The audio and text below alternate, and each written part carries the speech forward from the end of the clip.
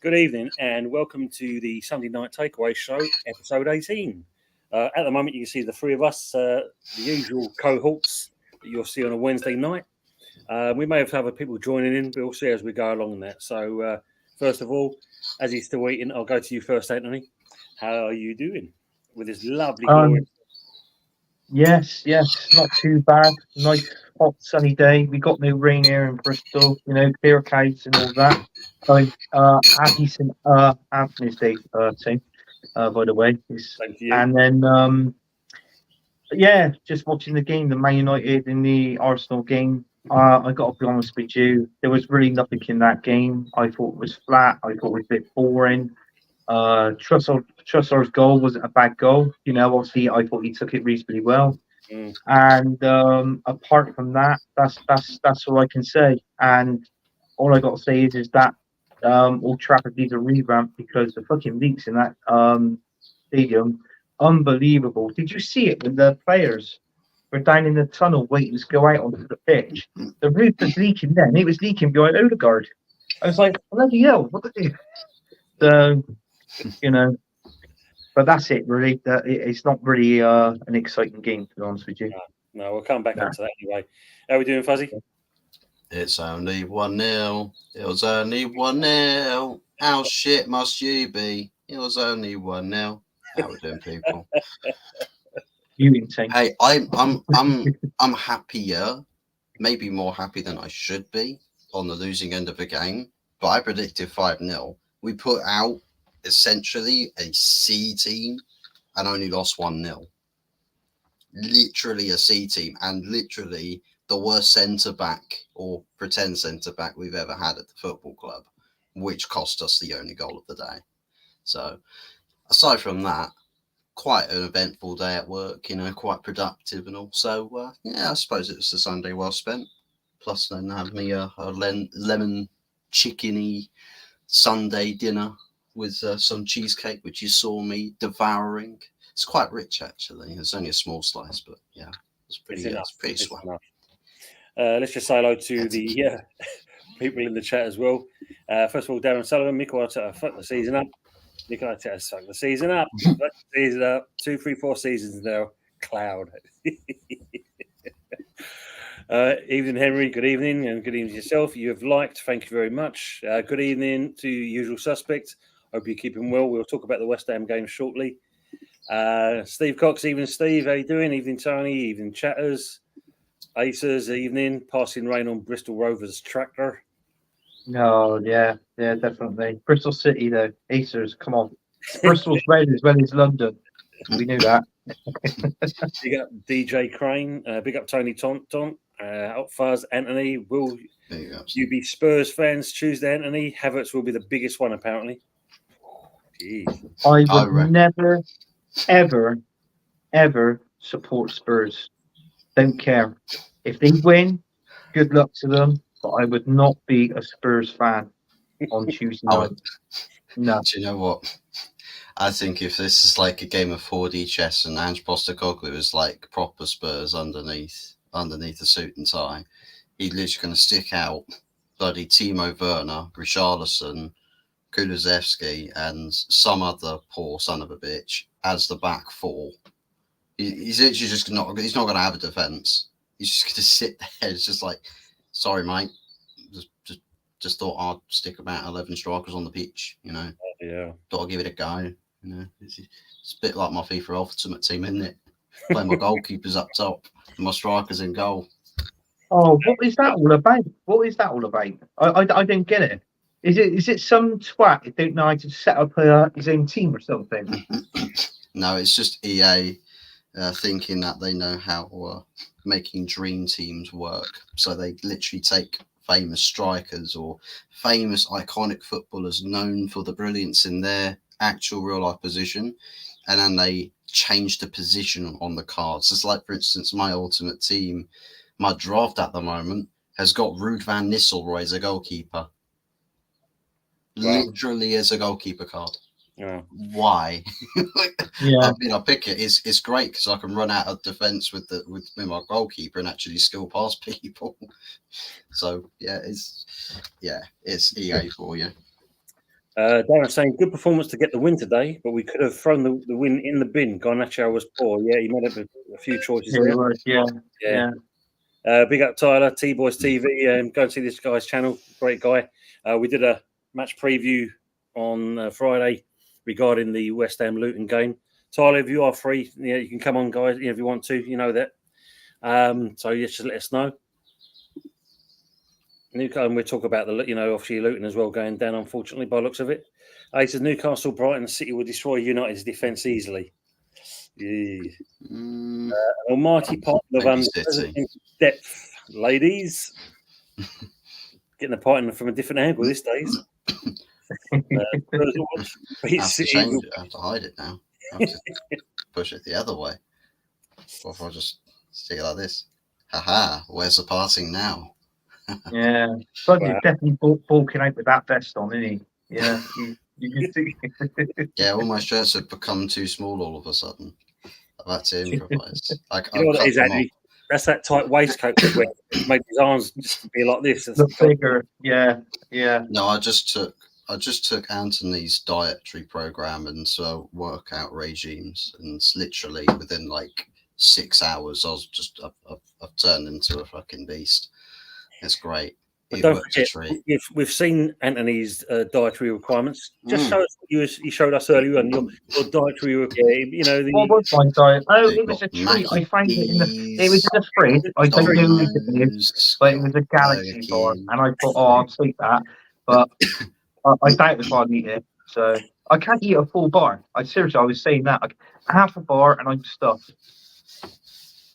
Spurs will not want to beat City. It will be in their hearts to lose. Be interesting, that one. Tottenham will be playing Aussie rules eye-line boomerang on Tuesday. They'll be playing Aussie football. Yeah. Evening to good Nutella. How are you doing? Everyone okay? Yeah, well, we're doing well. We'll talk about your game shortly in a minute. Just go for the last of the comments. If Bruno Fernandes and Rashford are fit, United will at least have gotten a draw. Big up, guys. I'll jump in a bit. No worries, Yeti. Thank you, matey. Okay. The last time we needed a favour from Spurs was 99. We beat Villa at home and Les Ferdinand put them 1 up, only for David Beck scum and goal to win it at the end. Mm-hmm. We report today, lucky 3 points. Yeah, totally agree on that comment. You were. Totally agree on that. So, let's start off with, that bore draw of a game. You won, but really... I mean, how did you think about that game, Anthony? It was boring. I mean, don't get me wrong. When I can literally sum the match up within just under 30 seconds. So I thought the first 3 minutes, I thought we were good. I mean, we had good at doing good attacks. I think if Saka actually passed the ball into the box to Havertz, not once but twice, Havertz could have scored. Havertz could have scored 2 goals within 3 minutes. That was my opinion. And then from the 5th minute, up to around about 17th minute, maybe, and all it was the ball, right, left, middle, right. It was nothing. It was like they were playing fucking hopscotch or whatever it is you want to call it. But the person that actually started that off, was our midfielder, was Thomas Partey, believe it or not. And I'm there and I'm shouting at the telly. And what they were doing, they were passing, and then all the United players were coming back. They had 10 players back, 9 outfield players, 10 including the goalkeeper. Hoyland was just drifting around, right? So it's like what I said. And then all they had to do was go forward, pass the ball back again to go that extra yard. So it was pointless. No, so exactly. It was a bore fest. Honestly, I went to the shops at half time, come back. I missed the first 5 minutes of the second half.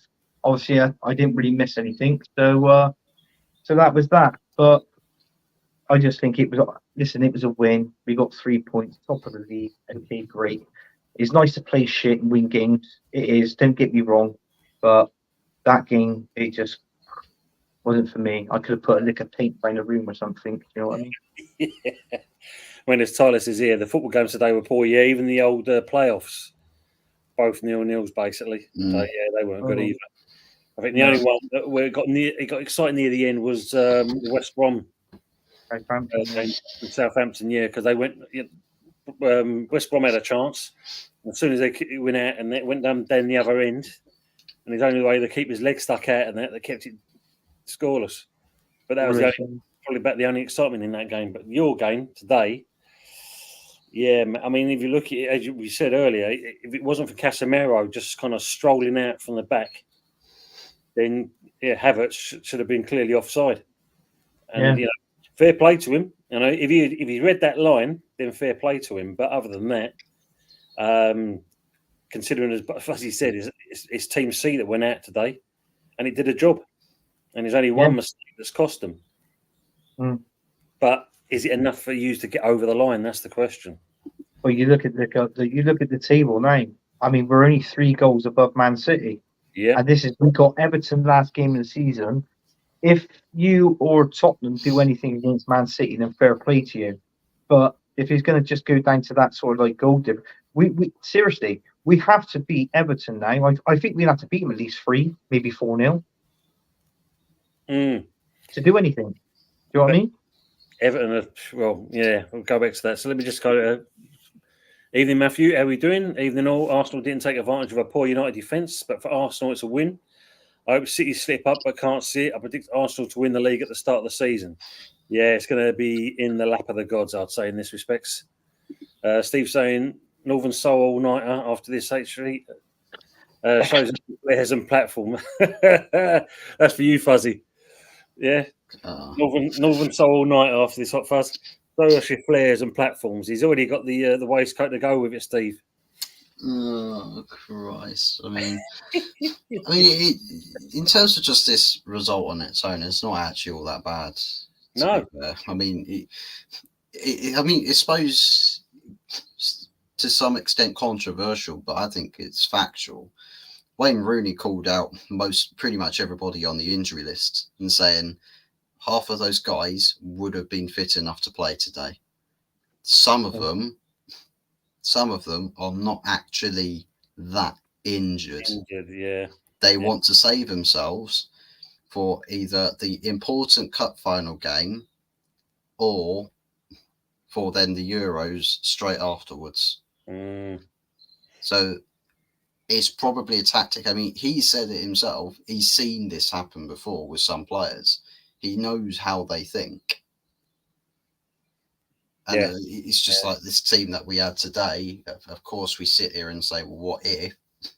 Because let's be real, one of the biggest reasons why Arsenal win today by such a close scoreline is because we have no quality in the team. No quality. I think, if Garnacho, as Darren said earlier on, Garnacho, I mean, you know, he wasted about 2 or 3 golden opportunities where he should have actually put it in the back of the net. We really should have put it to bed. But again, it was one of those. So, yeah, it does. It cost you, and that, you know, Saka looked so tired in the second half. Yeah, well, he was the limp merchant again, wasn't he? Saka's been like this for the last couple of games, I'd say. He's just poor, absolutely poor. They parked Anthony's tractor in front of the goal second half. Subs were like, poor manager, get rid.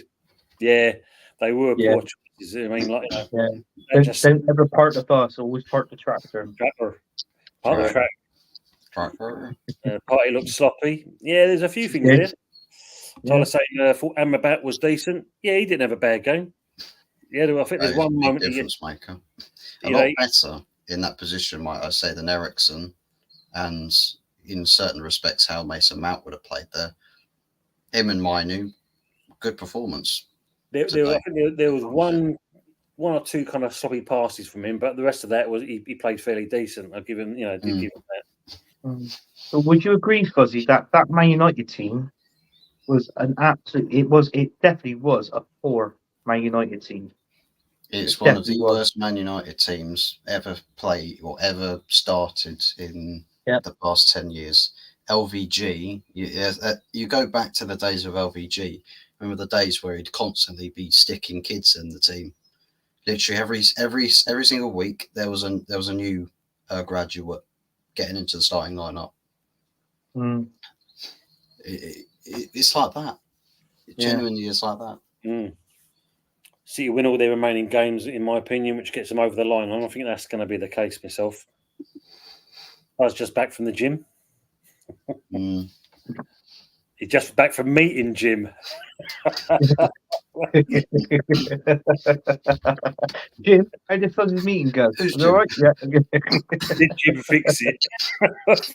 Oh my god! He's gonna have to see. He's gonna have to fix it, isn't he? With that bloody roof. That went literally from up there. That went straight down, crashing down there with that cord. Waterfalls at Old Trafford, leaky roof trending. Dear me. Yeah. What a run from Trossard, and as much as I dislike him, Havertz did well to time the pass. Yeah, got to give it that. It was pretty good. But yeah, the question is though, to you, Anthony, do you think it's enough to get you over the line? No, I don't. I hate relying on other teams. It's like what I said. They got Tottenham. If you think of it, Tottenham just narrowly beat Burnley 2-1 yesterday. Narrowly 2-1. And I got to be honest with you, if they're going to play like that, then Man City is going to run riot. I can see it being something like a 4-1 maybe to Man City. Then that would put them on top of the Premier League, 37 games gone, with the goal difference, but then their goal difference being one above ours. So, and then obviously last game of the season they got yourselves. So I just, it'd be nice if they can't draw. They can't. Man City's got to lose. They can't draw. If they draw, then they win. They win the league by 1 point. If they win both of their games, they win the league by 2 points. 2 points. But it's like what I said. It was that I know there was other games beforehand. Obviously the West Ham game, the Newcastle game, going back this, that, and the other. I sort of ruled them out because, in all fairness, at that particular time, we weren't playing great. It was only because they went to bloody Dubai, and they come back a different team. So all these games we were winning, yeah. So in all fairness, the only game that I could put it down to is the Aston Villa game, and that's it. Because that was what it was. Because he tinkered with the side and changed the side about. If we don't win it, Tim, we bottled it last season, yeah. But if we don't win the league this season, we haven't bottled it. Arteta balls up. That is what I'm going to be saying on the streams from here to the end of the season till next week. Well, I set a poll earlier on this morning, and I asked as we near the end of the Premier League, who will win the title. So you had it's in the bag, Arsenal all day long, and if you know, Man City make it 4 in a row, and basically the results are 21% to Arsenal, and 79% is to City. So that says it all, basically. Yeah. Burnley we're fighting survival, to be honest. Yeah, true. Evening the assembled, even panel in the chat room. I can see City smashing Spurs and West Ham, and same here, I must admit. Good evening, Arsenal Manic. Good evening, lads. He's saying. Good evening, Arsenal Manic. New Spurs would win 2-1. Burnley fighting for their lives, and Spurs with the high line. Yeah. And Arsenal Manic changed that picture. And Julian, Jesus. Well, yeah, we're still going to win the league mathematically. This and that. Piss off. We lost the league at Christmas. Darren saying disgraceful. We played 1 out of 10. Tony, all that deliberating about the West Ham match, in the end, you won convincingly. Look, at the end of the day, mate, it's. You knew Luton would come to us with a fight, and they did. And obviously, deservedly got that first goal. There's no two ways about it. We were shocking. Took us a while to get into it, I must admit, but eventually we did. Yeah, it's all right saying I can't look at that far. Thank God you're going on to the next comment now. Yeah, that's cool. If Liverpool win tomorrow, then there's a chance the Spurs still have something to play for. Yeah, you could do. Looks like Tony's sitting on the pole, to be honest. I think we bought it again, Anthony. We had a tough game at home to Villa and froze mentally and tactically as Arteta didn't know what to do before the Munich game. It's too big a club for him. Yeah, well. Well, yeah, but I said bottled last season. I don't think we bottled it this season if we don't win it. It was the absolute balls up from Mikel Arteta. That's where it's got a lot. So, Darren, I understand your comment, but in all fairness, you've got to say it was Mikel Arteta. It wasn't the balls up. It was he tinkered with the side, he jumbled the players up, and we lost 2-0 to Aston Villa, Unai Emery's team. So that's it. Oh, there's that cricket game. Oh, Jesus. He's saying to you, sorry, it wasn't intentional. He's saying to you. I forget to change profile pic. It annoys you. I can change it now. Oh, cheers, Arthur Manic. You're going to change it to somebody. You're going to change some Nick Arteta or something like that, isn't he? I mean, no. Going to change it to Richard Herbert. Yeah. Or just do one of the Lego heads. Oh, easier. I'd rather have Julian. Can't have that. Yeah, I mean, yesterday was quite interesting. I mean, when you look at the fact of Everton, obviously beating it, and it was only 1-0 in the end. Only 1-0. Who had the highest scoreline out of us three? Who did they play? Sorry? They played Sheffield United. Sheffield United. I think I went 3 or 4-0 Everton. Yeah. Yeah, I can't remember. I think I went with like a 3-0 or 3-1 myself. Yeah, we'll have this a bit better. Next season we'll have a bit more of a list going on. And he's like, Julian, have you ordered on Wish? Oof. Is it true that Top Reds are lobbying a second place trophy? Oh, yeah. They're saying if Ipswich got one, so should Arteta get one. Wow. Jesus. Nothing. When it started raining at the end, I was worried. Fucking hell, it's all TV on here now, isn't it? Tyler, T-Boy say predicts Everton 1-0 win. Darren saying Arteta should be sold to Ipswich on loan with a view to them buying him. You get some top 17 in the Premier. Nah. I think they would. Yeah. Why would they downgrade? Yeah, it's true. One of Ollie's out the wheel. He's got one of his boys. His boys has promoted Ipswich 2 times in like 2.5 seasons. Crazy stuff. The Assembly was saying it wasn't just Arteta's system. He failed to implement a style of play that gets the best out of these players. Second isn't first. So true. And I made this shit up, but it wouldn't put it past them. True. Very true. I mean, I don't know if you saw Forest against Chelsea. How did you think that game went? What the score was? I thought that was a good game. I seriously, that was such an entertaining game. I was at a party yesterday, and then Forest went 2-1 up, then 2-2. I went outside, and then someone came running out and said, "And it's 3-2 Chelsea." I said, "Shut up!" I didn't believe them. I waited, and obviously it was. But listen, I feel sorry for Ye, but in all fairness, even though he's not happy with the result, I wouldn't have been happy with the result. A 2-2 would have been fine. What I did predict, I said that would be a 2-2 draw. So Chelsea, you did really piss me off a little bit there, but never mind. But all I'm going to say is that I believe Forest is now safe. I feel they got Burnley last game of the season. So obviously they've gone down now, haven't they? Sheffield United, Burnley are down. Luton, I'm not too sure if they've actually gone down yet, but they know that they're on the brink of it going down. Yeah, they haven't gone down yet. I mean, T-Boy, he's obviously a Luton fan, so yeah, he feels a bit distraught about it. I mean, yeah, he's very. If you go by maths and that, you can say that basically, and you could see the Luton fans and the players and the manager. I think they knew basically that the dream's over. They're going. Yeah, there's been what have they got to win? Something like 10, 15 nil, isn't it? Something like that. Something Maybe like more.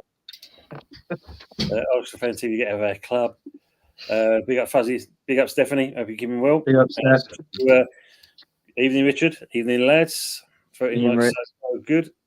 Yeah, he's saying good game. Lack of concentrating again to blow it. Story of our season. Yates goes off. Game changes. Yeah, that's true. Yeah. So I watched the thing you said on Match of the Day. Yeah, Forrester safe. He's saying. So yeah. Big up, Steph. Chelsea are going in the right direction. I think Potty's job has been secured, in my opinion. Do you know what? That could be a good comment because it might be because I don't think Chelsea. There was rumours that Conte might come back, but I think with Poch, listen, it's not really as a team, innit? It's Bodie, that guy. Bodie, he was the one that brought those players in. But listen, he's only got one more season in charge, and then he's off, and then a new owner comes in. So I think you'll see Poch there next season. I really do, and then depending on what players are brought in, I'll go back on that one because I don't know if you saw one of his match talks and that. It didn't bode well, really. Didn't really bode well. It seems like I don't know. I'm not too sure if he's happy with the way things are. But then, as you said, if you've got a chairman buying all your players, is it really your team? No, exactly. So, but then again, we never know, don't we? I think he might be there, and then he may probably be gone. So, but then again, you notice with Chelsea, they turned it around, didn't they?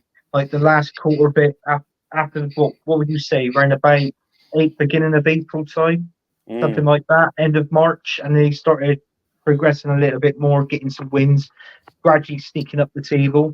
So, I know it's a bit of a shit place to finish with Chelsea, but then again, if you've got an owner and is buying players, it's not your own players. What can you do? No, exactly. I mean, just looking at the table now. I mean, obviously, them and Newcastle are joint on points 57. Just obviously a 10-goal difference for Newcastle that puts them just above. Yeah.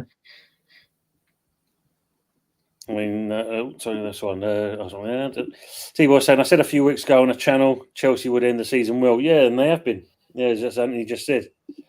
The only positive spin on that stinker performance is that we've kept Ten Hag in the job for at least another season. Big up, Fuzzy. Do you think that's the case, though? I knew he was going to cheat a bloody Mikel.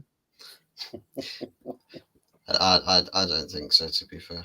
I think there's too much turmoil. I think they're just going to pull the trigger on everything come the end of the season, once it's all said and done with the FA Cup final. First week, 1 week after that, you'll have Ten Hag's left the club. They'll sort out the manager, and then you'll start seeing all the player signings happen and sales happen. Yeah, should be interesting on that one. Never thought I'd see the day my brother will be a Spurs fan for their next fixture. Piss off. I never support Spurs. I don't care. I do not care. If they win, fair enough, but I will not be on their side. I will not be a Tottenham fan. There is no way. So it's whatever. If Man City beats Tottenham, then you can turn around and say, I personally think is over, because I don't know if West Ham is really going to do it the last day of the season. But you never know. West Ham done it once before with Man United, and Blackburn won the league back in '95. So you never know. On the hammer on the final day. The Assembly was asking question: if Spurs beat City, did Arsenal win the league, or did Spurs cover Arteta's mistakes? Well, question is: Spurs beat City, did Arsenal win? Well, Arsenal have more of a chance of winning the league. Yeah, it puts it back to 50-50 then, in my opinion. But then it could also. I think the two answers is in that question, team. To be honest with you, I think it is. So assembled. Good question, but I think we've already answered your question because it could be any one of the two. So, and same as me, it could be anyone. No, so they get a Spurs tattoo if they get a result against Man City. Oh, bloody hell! I wouldn't go. Would you go that far, Anthony? No, I wouldn't. Don't Seriously. mince your words, then. Get But out. no, I would never ever have a tattoo of basically a cock on a ball. No, I'd rather have a boil on my ass. Yeah, no Arsenal fans should be cheering on Spurs on Tuesday. Yeah, be careful what you wish for. Absolutely, Steve, you're not wrong there. Yeah. West Ham lead goals and City is purring. So it sounds, Ant, you want Man City to beat Spurs and Arteta to get a 3-year contract extension. No. Spurs fan can come along to the victory evening. Not even a football on their badge either. Yeah, that's true. Absolutely. Yeah, cock and ball. Jesus. Just seeing on one of the comments here that Arteta says, dreaming of a beautiful final day after Arsenal beat Man United. There are always possibilities. Yeah, Correct. there's, You know what I read? possibilities. One of the possibilities is that Spurs beat City, and Arsenal say, "Yeah, we've won the league," and then Sean Dyche rocks up to the Emirates, and he's just like, "How about no?" You know what? I watched an interview on Mikel Arteta, and it says, apart from being the Arsenal manager, managing his players, if you push the football aside, guess what? Guess what Mikel Arteta loves doing? He loves playing Lego. Really? Yeah, seriously, he loves playing Lego. I thought to myself, he's a prick. I play Lego to pass the time, he said in his interview. Well, you're a prick. Fucking days. Get out the club. That's Seriously, probably how he puts a brick wall up against the goal and pops. Yeah, and funny enough, everybody sees his there as like Lego, isn't it? When he did. So, do you reckon you could use Lego to build up the fixes that we can then put into our roof? Oh my days, your roof, man. Well, I'll be honest with you, Fuzzy. You're better off building a whole fucking stadium out of Lego. Do you know what I mean? So, let's do it. Let's actually do it. Let's change the name of the ground to the Riverside. I'll change it to Old Niagara Falls. Fucking hell, that is shocking, mate. I've seen it today. That is shocking. Wow. It's safe to say it's a shithole. 100%. Good evening, Yeti. Thanks for coming on board, sir. Well done on in a weekend of watch-alongs.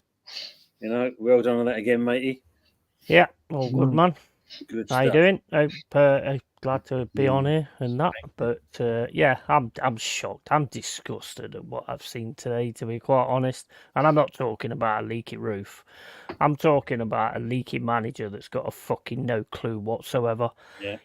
I'm sorry, but that was disgusting. That's the kind of thing I would expect to see us do to try and stave off relegation.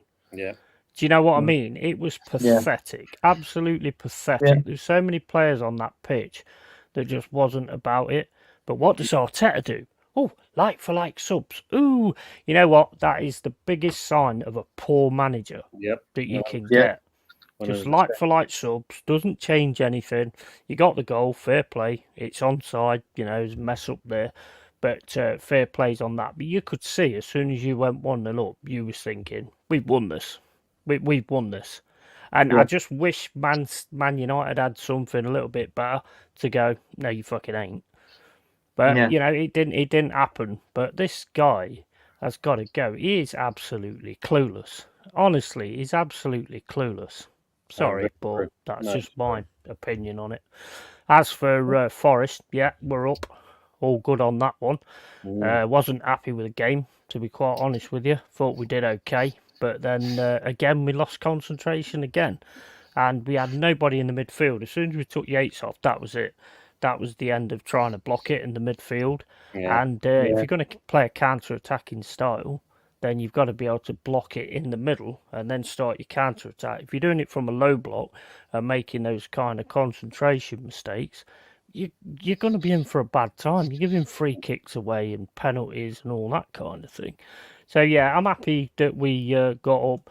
The Luton guy in the chat, mate. If it wasn't down to us or you, I would have wanted you to fight and stay up, because I think the way you've handled yourselves this season has been fucking exemplary. You know, hopefully you come back up at some point. So I'll agree on that. Let me just say some bits in the chat first of all. Good afternoon, Lawrence from Lexington, Kentucky. Hope you're keeping well, mate. Hope you enjoyed the result yesterday. Big up to Tony Anthony Hutfaz. Obviously, no doubt he can get you in there as well. Should like to do anyway. Be a beautiful day next Sunday. 23 degrees. It's got to be Mr. Arteta. Jesus. Looks like Fuzzy lost his shirt after today's match. Yep. Arsenal nicking off his back. You guys are good for stress relief, to be fair. Well, yeah, at least we know what Arteta does. The most concerning issue with Arteta and Edu is that they can't get major deals over the line. I think that's been costly. They'll never do enough business that actually puts Arsenal into title favourites position from a squad on paper position. I think that's going to be a big problem, because no matter what, you'll end up being in a position where it's like, well, hopefully we can overachieve then. Hopefully we can perform better than the better squads. So it's got to be the case that if Arsenal want to have something different for next season, if you don't win the Premier League this season, you ought to see some big moves in the summer, and meaningful moves at that. None of this year, sell one, you'll sign somebody of a similar quality to fill in the same position. You got to improve it, and not just in the starting 11, but on that bench as well. I thought you was going to say that advert then, where it goes, you buy one, you get one free. I said, you buy one. No, that's Ineos's job this summer, because we've got to sign about 2 squads worth of players. I think that's all of us. All 4 clubs, 3 clubs. We're all in that same position, mate. I think we're all looking at that. I mean, obviously, Edu and that, he's open for that one. He's probably that advert he's looking at. Arteta is the master of saying 101 things and saying anything of substance. Yeah. Mama Flossie, evening, lads. Bloody expensive too, Lego. Yeah, it's true, Pepsi. It is. Okay. In the clock end, Arsenal saying there'll be 2 Premier League trophies, one at Arsenal, the other at Man City. Can someone explain that to me? Because when Man City beat Tottenham, they were crowned champions. Let's face it, West Ham got hope, or no hope, one of the 2. Yeah. Wow. It'll be just Sky Sports and Co. Premier League, because they all like to play the fairy tale story stuff. So they'll even if it is like, for instance, if teams are 3 points apart, but they could win it on goal difference, even if the scoreline has to be like 500 goals needed to be scored just to beat somebody else on goal difference. If you finish level on points, they'd still keep a Premier League trophy that grounds, just to say, well, in some universes it would happen, but everybody knows it's not. But the question is, with the 2, they've got 2 Premier League trophies, one at Arsenal's ground and one at Man City's, isn't there? Do you think one's silver plated and the other one's tin, just in case? No, the one at the Arsenal ground, I'll grab it and fucking run it in and pinch it. And then when when Man City gets done by FFP, we'd be like, yeah, we're fucking champions now. Or I might just eat my cornflakes. Well, I think you could be up for FFP as well at some point. Yeah, it's true. It's true. The amount of contracts that you've cancelled and let players go for free, rather than actually making return investment from those signings. It's a bit like Man United with all of the contract cancellation, well, not cancellations per se, but letting them expire, not really making profit from player sales, but also the fact we've got outstanding fees we still have to pay clubs. Yeah, I'm surprised that there's not other clubs inquiring to Financial Fair Play in UEFA about Manchester United. Why are they doing that? But I mean, if you think about it though, how bad would it be? Because, I mean, we went in FFP buying decent, good players. I mean, if you go into FFP, Anthony, you bought bags of shit on your bench. Well, that's probably the reason why we haven't got done by FFP, because we find it hard to get rid of our players and get money for them. And the easiest way for Mikel Arteta to do that was just basically send them out on loan. So obviously, regarding the wages side, it sort of it lowered the books down. But this season, Yeti, every single team in the Premier League was that close of getting done by FFP. Obviously, Everton and yourselves were done. And what it is, I respect your Everton and Forest admitting it, and you paid your dues, and then that's it. But with Man City, it does take the piss. But obviously, they've got the money, which can buy the top lawyers to get them out of it. So there you go. Well, the thing is, I mean, where that's concerned, as far as I'm concerned, they shouldn't be signing anybody, and they shouldn't be turning people's heads either. I think that's bang out of order. I mean, fair enough, if you're on one charge, no transfer embargo, but if you're on 115, that should be a transfer embargo. Yeah, but this was going back to when Roberto Mancini was the manager. Yeah. Over the last 10 years. Yeah, it's true. Yeah, we'll get a new contract because he lost his league by less points. Oh, dear me. Yeah. Progress is progress for them. It's not progress, though, is it? Because, like I say, he's second, same as he did last season. Oh, is it there? Yeah, but he's playing Lego on the side. Would you say Gabriel had a good game? Saliba did. He got man of the match. I thought Gabriel looked a bit shaky, and I don't think Man United took advantage of that. I was saying that for quite a bit to Jez. Yeah, he was shaky a little bit. Yeah, but Saliba was the best one. If anything, you can actually say that maybe Saliba. Well, he was man of the match, so yeah. I mean, Declan Rice, he wasn't that bad. He had that chance saved towards the end of the game. But and Trossard, it's like what I said. He did his goal well and got the goal. But apart from that, I got to be honest with you, it was an absolute boring game. And that passing, when it went left, central, right, this, that, and the other, I'll be honest with you, Yeti. The player that started that off was Thomas Partey in the middle of the pitch. Yeah, I've never been so quiet in a watch-along. Me and Jez, we just had nothing to say. It was just like hopscotch in the middle of the pitch. That's what I mean. Should have played a game of chess. You should have done your head-to-head Football Manager. We should have on the side. Done, it's just like, whilst we wait for the next interesting thing to happen in this game. Well, I questioned myself. Me screen froze at one point because Jez and he didn't even move. I thought so. I think we died, mate. Yeah. Like. Yeah, wake me up with his pod. Darren Sullivan said, does early doors think Saliba's tackle on the box was a Bobby Moore spectacular? Yeah, no one beats the Bobby Moore, mate. No one beats Bobby Moore on that kind of thing, but it was a good tackle for Saliba. Yeah, you know what? That's what Murillo's been doing all season, but nobody notices it. He has saved us so many times with those kind of tackles. And Saliba doing that today was class. Absolute class. Yeah. Try and keep him, Yeti, because he is a quality player. Yeah, don't think we've got the ability to keep players like that in a minute. I hope so. I do hope so. But I mean, Real Madrid are looking at him. Barcelona are looking at him. So, I'm not being funny, but you don't really stave off those kind of clubs, do you? Especially not Real Madrid. No, it's true. Two dead pricks as managers, pissing down with rain last 5 minutes, and not one of them put a coat on. I thought Steve McLaren would have let Ten Hag's umbrella. That's got holes in it as well, mate. Richard saying, do you think there will be another 25 signings at Forest in the summer? No, I think it'd probably be another 125, probably. 125. FFP will allow it. Big up Bargav, big up early doors in the panel. I'm a serial bottler. Why don't you just sack me? Oof, yeah. Yeah, big up by the way. Yeah, good. I knew he would come in and say that. Big up. The Arsenal comes second and City do the double. Who did City play in the Community Shield? Arsenal or United? Arsenal.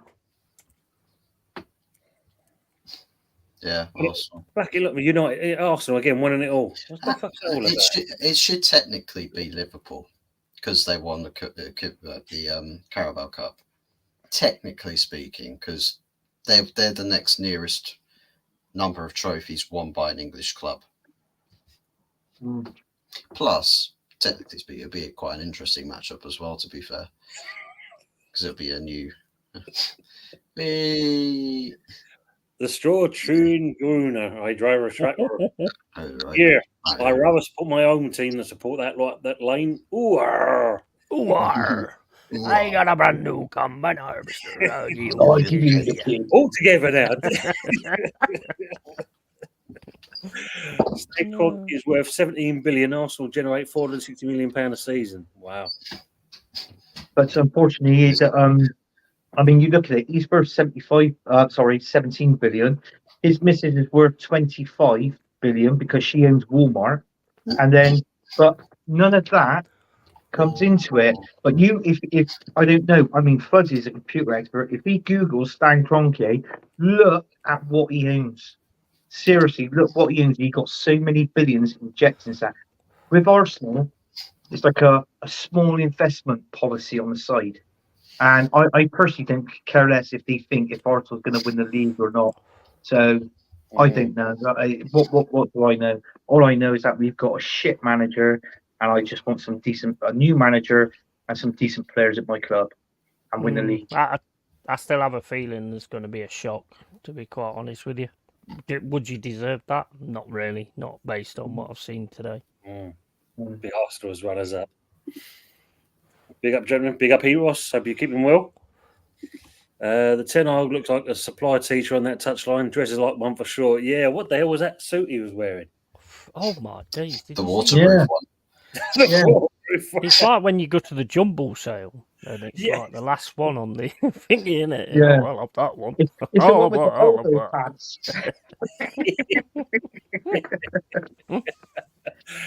Oh dear. It's probably what the Glazers have bought him. I mean, look what they do to the stadium, so they probably buy him suits as well. Yeah. Big up, Ross. Cookie owns more land than me. Straw up, mama. Yeah, Never he knew does. he's owned Aldi till you said, and fuck that Aldi here, I'll come now. Aldi. What's that? Never knew Fonzie Vintage. Yeah, well, there you go, Rich. Yeah, well, Jungle Ten Hag.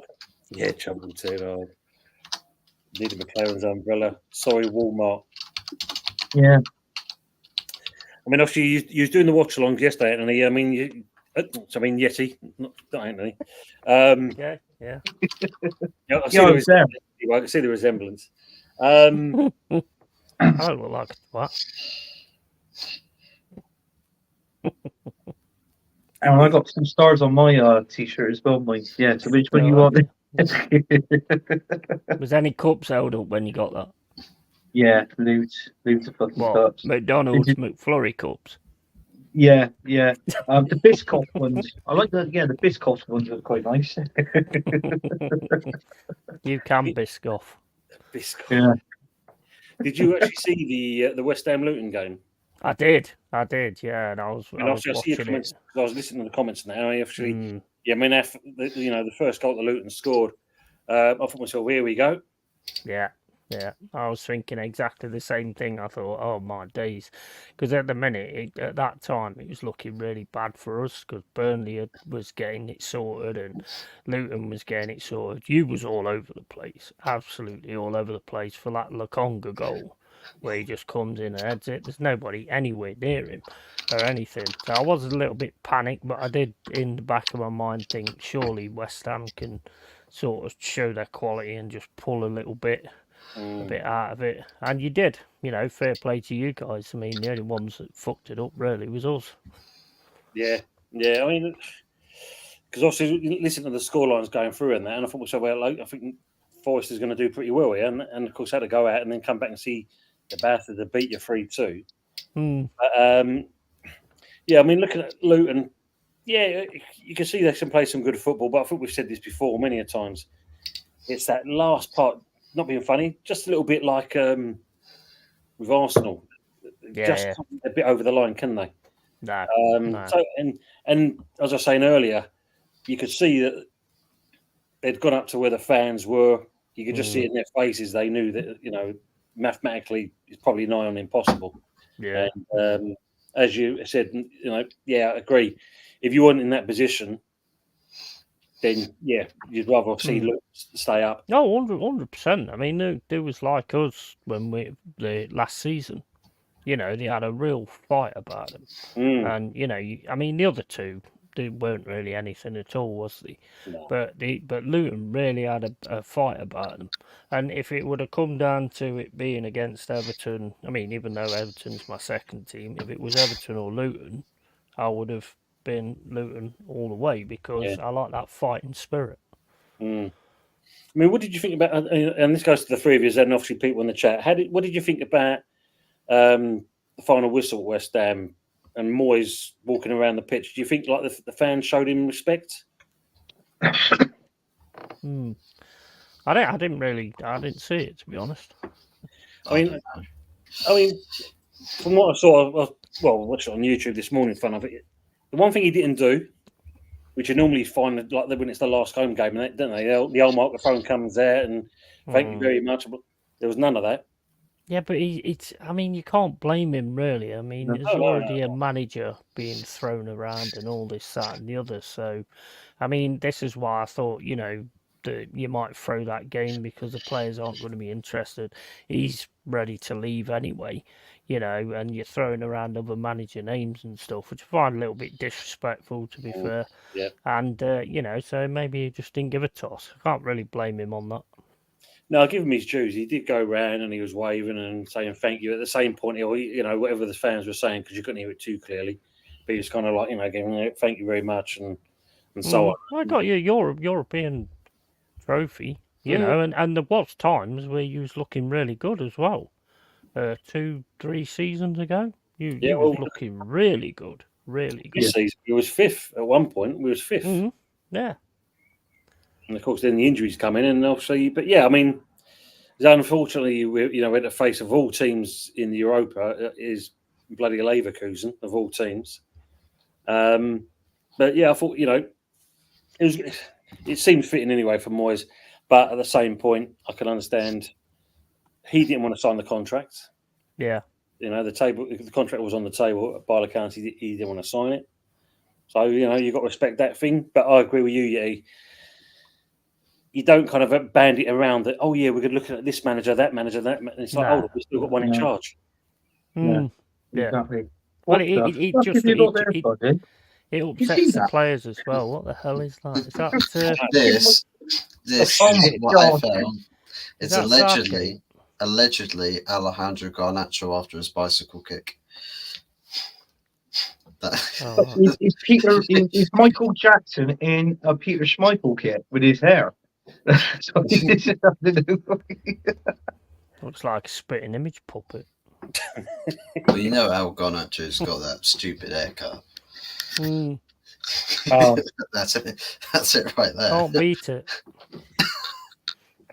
Guess what? Arsenal won't buy a striker in the summer. Arteta truly believes Havertz is that striker. Yeah, facts. And that's true. Because if you sell. He's conquered him, and his missus. So. Yeah, or unless you're going to build one out of fucking Lego and play it, I don't know. He's already swapped misses with the likes of Ben White's and Zinchenko's misses. Look at this one. If West Ham secure the top four Arsenal, would Anthony consider a Tony tattoo, and where would that be? I've no need a Tony tattoo. I got a boil on my ass and spitting his image of him. Do you know what I mean? It's one of those. You just need a tattoo of an egg and just put glasses on it. That's what you got to do. Like eyebrows. Oh, it's true. Yeah, very true. Yeah. Well, I suppose it's better than being a genital wart. Funny you should mention that.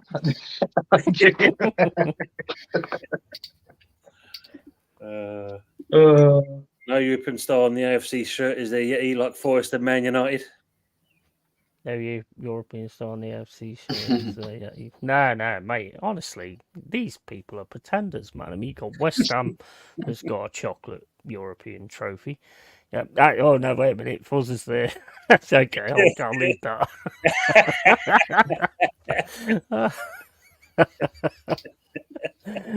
Fuzz is like, hold that. Hold that. Hold it.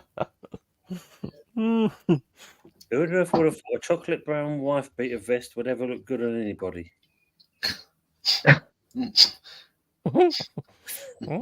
It's actually purple. It's actually purplish one. Is it? So, Yeah, honestly, it looks brown. So it does, purple. yeah. Have you not washed it? No. I went and rolled outside first before coming in. Hey, he's got a new show coming out. It's called Fuzzy Nesbit.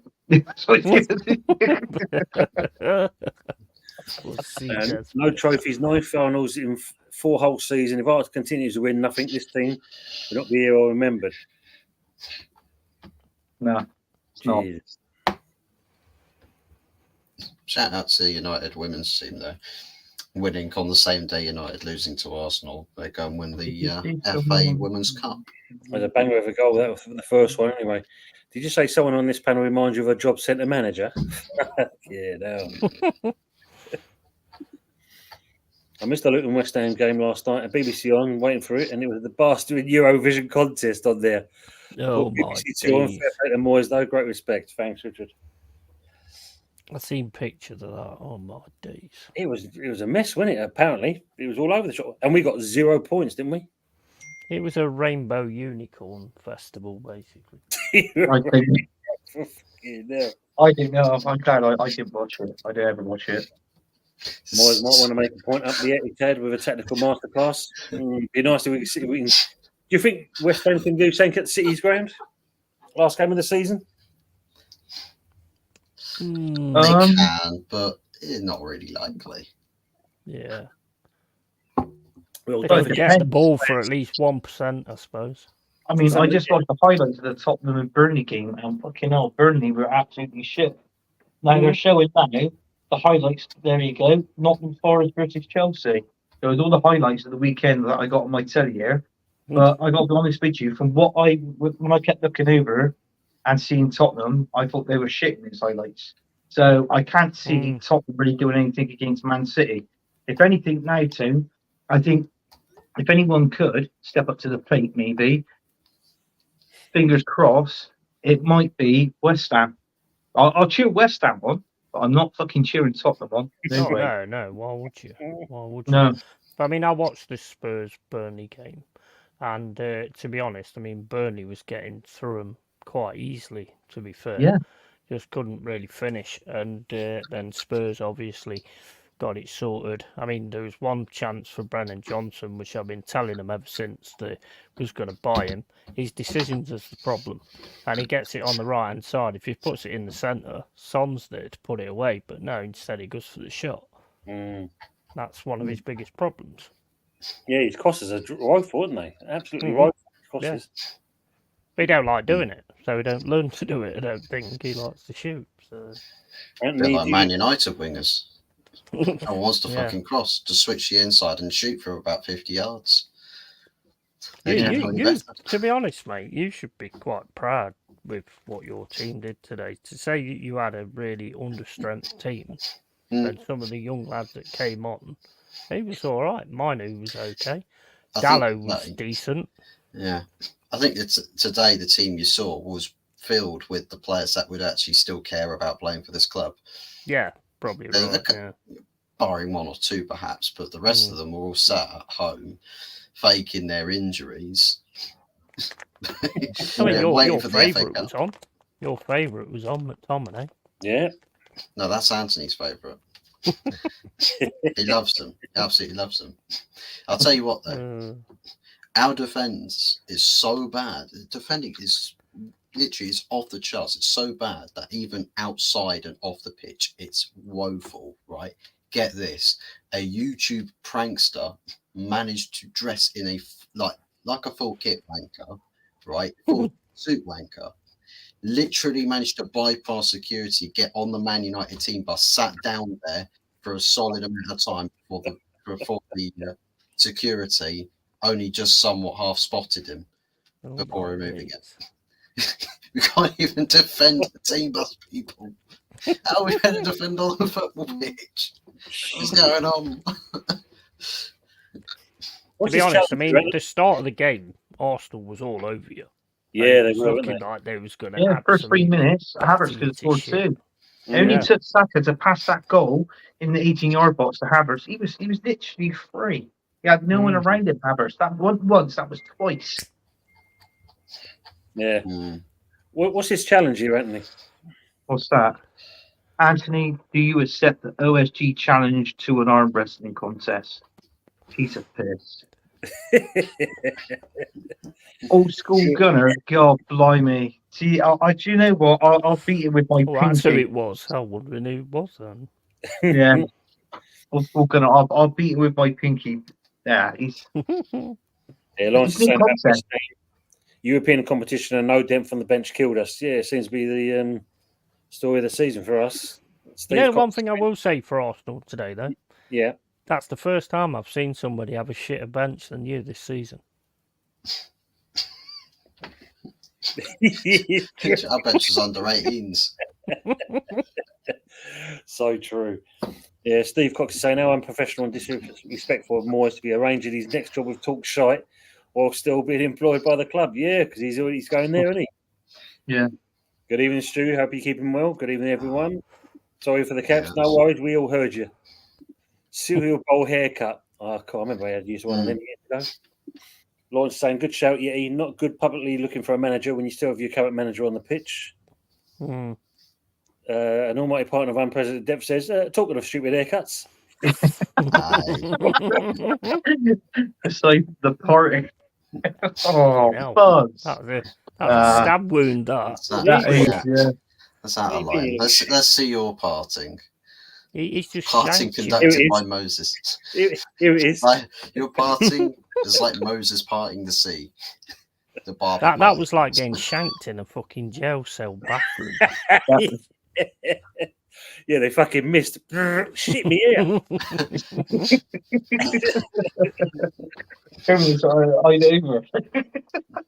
I'm hoping he don't come back and show his parting because he might not know what you mean.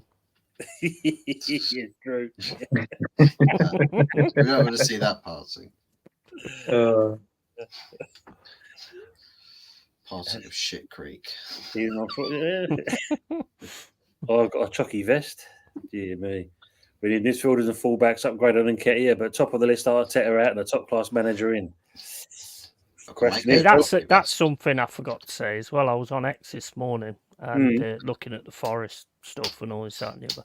We got some delusional twats as well.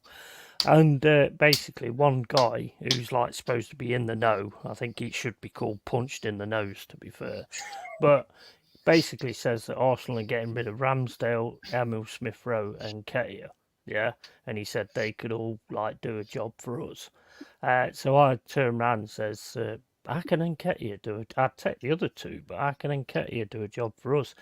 He can't score goals. And it's like, well, yeah, but with us he will do. I went, fuck, Arsenal, one of the most creative teams on the fucking planet at the moment. Yet you can't score for them. What fucking planet are you on, you dickhead? Jesus Christ. it just shows, doesn't it? It really shows. He's on his way. Oh, bloody hell, Richard. Jesus, look at that. I thought that was a lady's sports bra fuzz head on. Oh, my days. It's not big. These aren't big enough. Sorry. Not much to support there. It looks brand new, yet he never washed it. No, I took Anthony's Galaxy bar, melted it, and I rubbed it all over me. Hang on, Fuzzy, that sounds dodgy. It does sound. It did sound a bit dodgy, didn't it? Big up, Chris, Meta Football TV. Morning, Paul or Will would have joined earlier, but huge tears in my eyes. Moyes, don't leave. He's gone, mate. Unfortunately, he's gone. I've got a few points, but I couldn't tell if a woman or a geezer won it. But in all fairness, I just want to say one thing, Tim. Regarding David Moyes, clap the fans by all means, shake hands with the players, but that to Sullivan. Yeah. And that's the biggest problem. I mean, that's how he does business. Unfortunately, that's the one thing we need out now is Sullivan. Then we can totally rebuild from that point onwards. But is that going to happen? I don't know. It's going to be interesting. Yeah. All saying hello to each other. Quickly run through that. Henry's back in again. Hey, mate. How are we doing, Henry? Oi. Evenings to the panel and hi to the chat. I thought Man United did okay today, personally. Yeah, they didn't do bad at all in that. I mean, considering with as Yeti said and Fuzzy said, considering the team they put together, yeah, it wasn't bad at all. I just thought it was the final ball for them. The final ball was always just not good enough. Garnacho probably needed to run at him a little bit more and actually try, and the shot that he got, I mean, man, the amount of space he got as well. Oh, he wasted it, didn't he? He wasted it big time. Yeah. Tony, are you in the posh part or the poor part of London?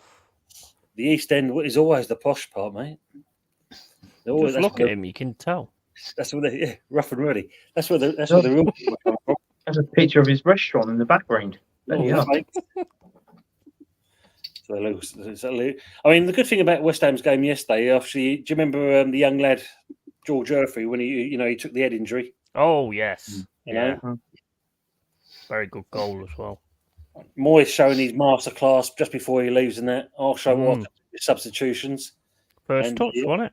Yeah, his first touch that was. Yeah, very good. And even Souček became prime runner. Oh yeah, I forgot that one. Volley. Yeah. Probably the only one he's going to do like it. Just quickly flush through these. Agree, Chris. I wish Alicia would do that instead of padding their pockets. Yeah, well. Evening, Joanne. How we doing? Yeah, Joanne. Right, Joanne. So hello, and also Stepsy's in as well. Big up Tony. Big up the panel. How we doing, mate? Great. I think West Ham will come good next season. Well, yeah, because it seems like Julian Lopetegui is going to be the geezer in charge. What do you guys think of him? Don't really know that much about him, to be honest. I mean, he was going to Wolves, wasn't he? But that didn't last very long. So second go, he's shit. Yeah, he was today, to be fair. But I don't really know that much about him, So I don't know. I mean, I think it comes down to you guys, who you keep and who you don't.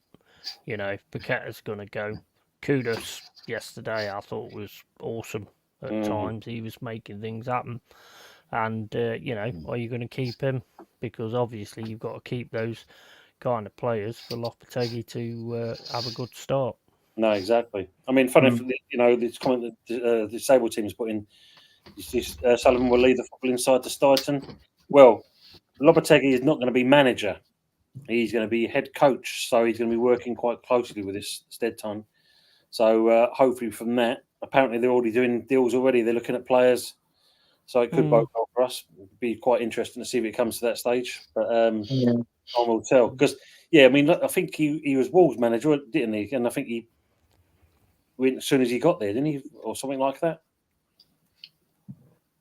Yeah, he was only in the job for a few months, wasn't he? And then he just left, sort of thing. I mean, I thought I didn't know if it was a problem with the owners, like if they had a fallen out. I mean, the results there, I didn't think that the results were that bad, were they? When he was there, I don't think they were bad. Yeah, I think they were decent as far as I remember. I think it was something to do. Was it? He was saying there was no money or there's no backing or something or support. Yeah, it was no backing. That was it. He had an idea of build. He wanted the players there, obviously, because I think obviously Ruben Neves was there, obviously Pedro Neto, and because basically the entire midfield were just Portuguese players.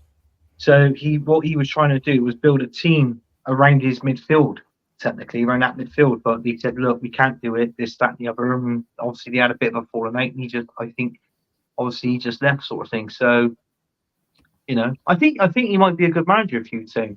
I'm really surprised that you didn't get someone like Potter, because I thought Potter would have been quite ideal for the team and the ability of your I team that you've got. Yeah. Evening, Jeff. How are we doing? Go and see this guy, obviously, the Bowling Lounge. And obviously, don't forget why you're all here as well. You've got, obviously, Longhead Yeti's Cave and, obviously, Big Up Fuzz for Hot Fuzz 44. Don't forget him as well. Disabled Team, Meta Football, Bowling Lounge, Henry Ray, and, obviously, T-Boys TV as well. Don't forget their channels and go and support them and show them the love that we always give them. Please do. Yeah, I mean, I don't know. I mean, I'm with you, yeah. You hear that he's supposed to have had a pretty good European record, this Lopetegui, but I don't know. Yeah. If you were saying that about Wolves, but yet Gary O'Neill comes in and seems to do all right. So, bit of a conflict there in that respects. Yeah. Season when we run right in the Championship, then. Yeah, I mean, obviously, Luton going down. Out of the three that's going down, who do you see coming back up straight away? Do you think Luton be one of those? I think if they carry on playing the way they are, the tough football that they're actually playing, and like really going for it like they have done, and they could sort out like the concentration, which is our issue, to be honest. I mean, the only reason we've stayed up is because the 3 teams, or maybe the 2 teams, have been poorer than we have, basically. And Luton again just lacked the concentration. They could score goals. They could 100% score goals. I mean, there was no problem with that, and it was decent at home as well. So I wouldn't put it past Luton coming back up, not at all. No, I think it depends on the playoffs as well, doesn't it? Yeah, who gets to the final and loses. So obviously, I mean, the favourites in the playoffs is both Leeds United and Southampton. But I mean, they were born 0-0s. So it makes you think there. If there's any good, I mean, I think Leeds will most probably be the 3rd team that goes up. But then you look at the Championship next season. I mean, it's a bloody Yeti can tell you. It's a bloody hard league to get out of if you're aiming for promotion. Massively hard league to get out. So, but yeah, I think if anything, I think it'd be most probably let's see if Leeds does win it and go up next season. I think it'd be Southampton and Luton definitely going up. I can't see Sheffield United going up again. They will do, but I'm on about in a period of time. And I think it depends who Luton keep as well. True. But I can only see Ross Barkley leaving. One of those players leaving at the minute, which would be Ross Barkley. I think Ross Barkley. I think he'd be a fantastic player if Forest signed him next season. Seriously. Yeah. So, I mean, I quite like that Doughty as well, to be honest, and quite like Adebayo. Yeah. He's a bit of an handful as well. If we lost Woods, well, obviously he's getting on a bit. I've no problem with grabbing Adebayo, but it really does depend on who they keep. But if they can keep the team together, I have no doubt they could come and do it again. Yeah, but there was a question in the comments now saying that Eddie Nketiah, the Forest, apparently that person putting his Fabrizio Romano is the source that he reckons Forest is going to get Eddie Nketiah. You put it up, bro, mate. Look, I've said it. If it's 25p, and if you don't score in 5 games, you have to pay us 20p back. Yeah, go on then. I think that's a sound deal myself. Let's shake on it, yeah. Exactly. Anything's a fucking good with it. Lounge down injecting your fiver there. Look, if Richard, Anthony, one for you. Look. What's that for City will be up there? Lounge down injecting your fiver into the summer transfer market, Anthony. Well, I tell you what, if he does that, you can sell him from me. Here's an extra 20 if it gets us fucking promoted. There you go. Why are you asking him about Bristol City Sports Rovers? Bollocks. He says he's now talking shit. There's some truth in that as well. You never know. I would love Barkley staying on, slot the championship. Doubt he leave, and Elijah no chance. Be interesting to see what happens. They will both go. I think they'll both go. Just like the mess with Yeti. Big up, mate. Well, that's usually Anthony trying to flog fucking Nketiah to us. Got no chance. He is trying to chuck him, mate. Anthony will start a car boot sale soon with Nketiah on there. I fucking will. You can sit on the table. Start bidding price at 10p. Yeah, £5 or nearest offer. Hey, it's like one of the containers. Snap the padlock. Put these players in here. Do you want to buy them? Do you want to buy them? I'll tell you what, you might have them listed on a car boot sale, but trust me, Arteta, he'll find you. He'll find you. He'll want his Eddie back. He'll take him back. He'll take him back to Colney. Yeah. He'll be conquering him next season anyway, so it'll be fine. It'd be like Rick Mell from Bottom with Adrian Edmondson, wouldn't it? You go, Eddie. Where's my Eddie? Big up to Ryan G. Big up Tony and Co. Finally, I made a stream of yours. Yeah, it took your time, mate, but glad you were here anyway. Big up, mate. Lawrence is saying, everyone smash the like button and subscribe so we can get Tony 500 subscribers. Now I can give him a few pounds to buy Fuzzy a proper shirt. Don't forget the other guys as well. Getting some tonight. Let's not forget the other guys as well. Yeah, Yeti and obviously Fuzzy. Yeah, I want a shirt as well. Yeah, I want a shirt. I just want to buy the sleeves for my shirt. I have to pay for my clothing in installments. And they send me the parts. Edit the force for 50 million. Jesus. Apparently, that's what you can shove that, Darren. 50 million? That's 49 million pounds more than. No. It won't happen. It won't be. Even if he did go to Forest, and I'm saying if he did go to Forest, for starters, that 50 million, right? You let he go under half of that. You're talking about with Eddie Nketiah, it won't be no more than 10 million. Seriously, it wouldn't. Bro, let it go. We ain't having him, mate. We ain't having him. He's yours. He's yours. He's going to be part of the next fucking. Exactly. We're not having him. Yeah. But it's free postal package as well, guys. You know what I mean? Just go. Go. As long as it's got a return to sender on it. No, you get fucking lost. What are you on about? Still got no chance. We'll put the wrong address on. We'll put West Ham's address on there. Return to West. Mate, Nketiah's going to stay. Now you have the Invincibles, and he's going to stay and make you on the Unwinnables. Yeah, that's true. That's true. Forest Deer earner, he'd be on 150 grand a week. Right, saying, oh yeah, that would be horrible, terrible if you bought Eddie. Oof, dear. Oh mate, even that happens on a county fan. Doing all good, mate. Doing all good. What did I say? How are you, Ryan G, or saying like Trevor? No, in Arsenal they'll extend Eddie's contract. Oh, fucking hell! Because what's he on? 110,000 a week, is it, Anthony? 100 grand a week. He's on 100 grand a week, and is an insult to Thierry Henry's number. I'm not worried what anybody sees or anybody thinks of this. When Henry left Arsenal, I would have retired that shirt number until they knew they were going to get a player of that quality caliber in. Then please probably give him the shirt number 14. So then, no one deserves it. Yeah, but I've seen other streams you've done, mate, where it's like, that stream you did, like, Nketiah, the superstar, and all that kind of stuff. That wasn't me. My baller. That's another thing you've said. My baller, Nketiah, my baller. That was Billy Talks Bollocks.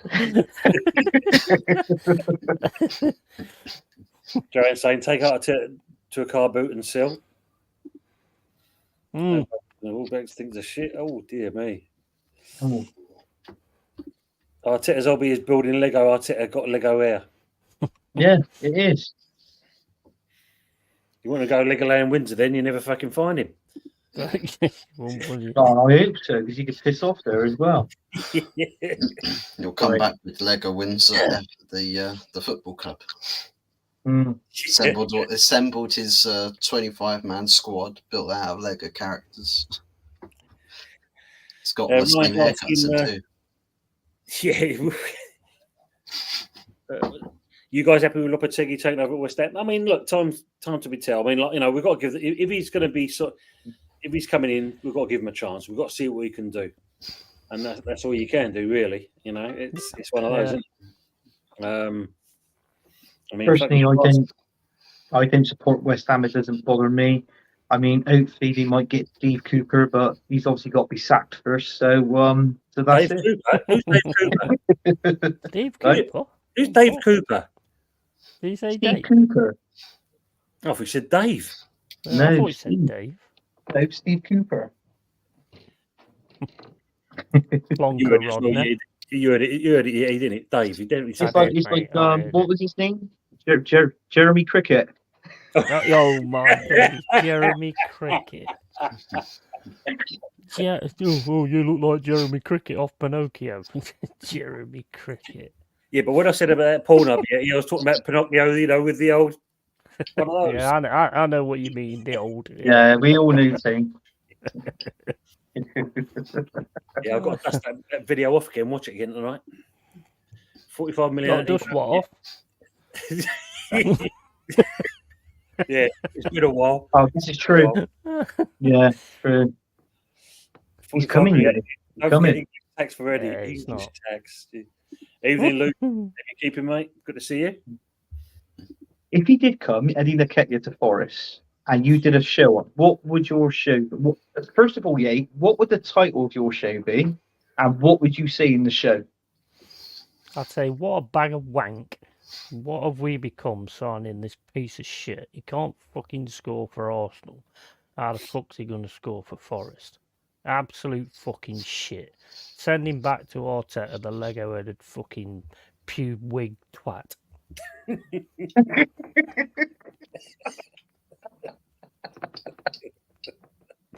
Oh, God. If anybody agrees in the comments with you, just put a thumbs up.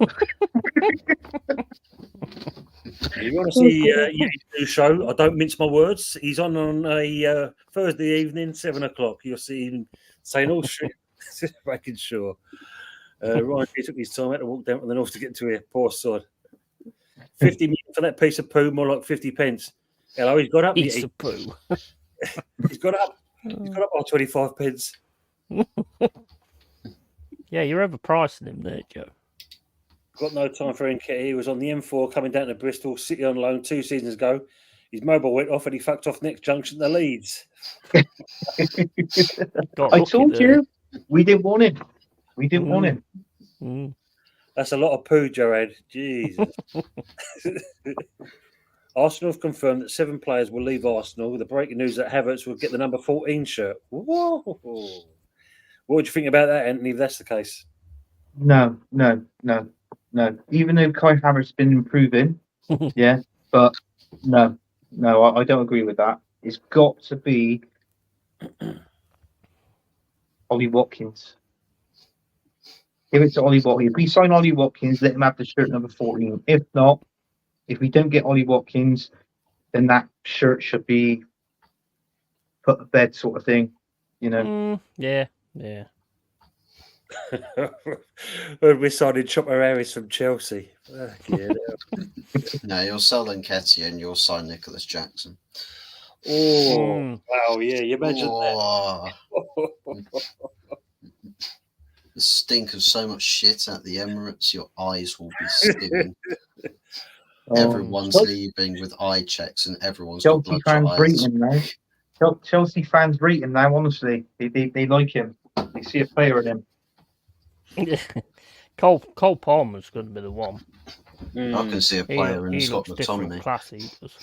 Oh, if I was Pep, I'd be spewing. Seriously, letting him go to Chelsea. That Palmer was a good replacement for Kevin De Bruyne. Definitely. Yeah. Oh, he was quality yesterday. He's been quality for a while now, to be fair. I mean, the reason he left Man City is because he asked if he was going to get any chances, and Pep says probably not, to be fair.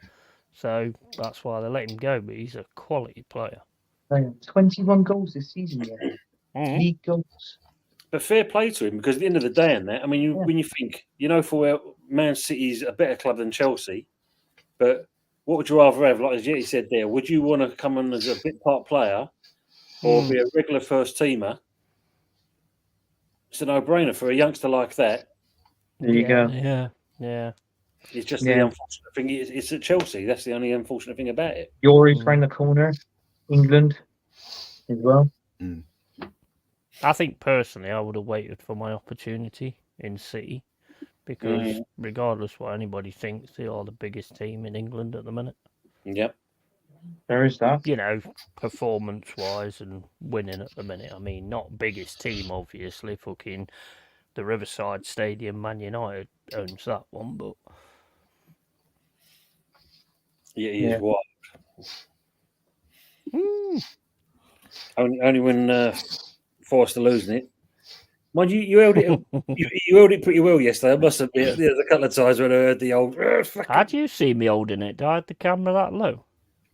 Just look at your curtain there. Twitch your curtain to the side, mate. That's what I'm saying. No, it's just when you start. It's when you start to see a bit of shaking going on. Oh, fucking hell. Yeah. Look. Like... And the breath changes. Hang on, the lens is a bit steamy. Just rub it off. Oh, man. Jesus. Just awkward moment halfway through a sentence. I think the thing is yesterday it's because we was already promoted, so it was like, you know, I kept it calm for a bit, but then all of a sudden I started to really flip out when, you know, I was seeing it afterwards. But you know, I think that was pretty much what it was. The fact that we was safe, but still I was still pissed off. I was still because I knew as soon as we went 2-1 up, I was just sitting there thinking, I was like, yeah, go on, get in. And I was just thinking to myself, I'm going to fuck it. We're going to fuck it. And I will. You know, because that's just the way it is at the moment. And the thing is, to me, you've got to have that mid-block. That low block's too dangerous. You're going to give free kicks away. Players that can hit free... Ward-Prowse, you know, players that can actually hit good free kicks. Trent Alexander-Arnold, you're going to get murdered if you're giving fouls away there. Yeah, no, that's true. That's true. Question for Richard here. Do you think Sterling will leave Chelsea? Yeah, you go to West Ham and Chelsea, you get kudos. You sure it's usually you that buy the old players from Chelsea? I'm just throwing it out there too. You don't like buying younger players. That's it. You have to buy the old rejects. That's what I'm saying. You know, I think you just got that spot on, Tony. He is Arsenal banned, isn't he? Yeah, because I mean, he's coming to the end of his career. You watch, Arsenal sign Thiago Silva and Sterling. Yeah, he did indeed. Palmer wanted first team football, and Pep couldn't guarantee him games week in week out. Yeah, this is it. 7 and players and a manager leaving the Emirates. Oh, if you can only wish. We're doomed, I tell you.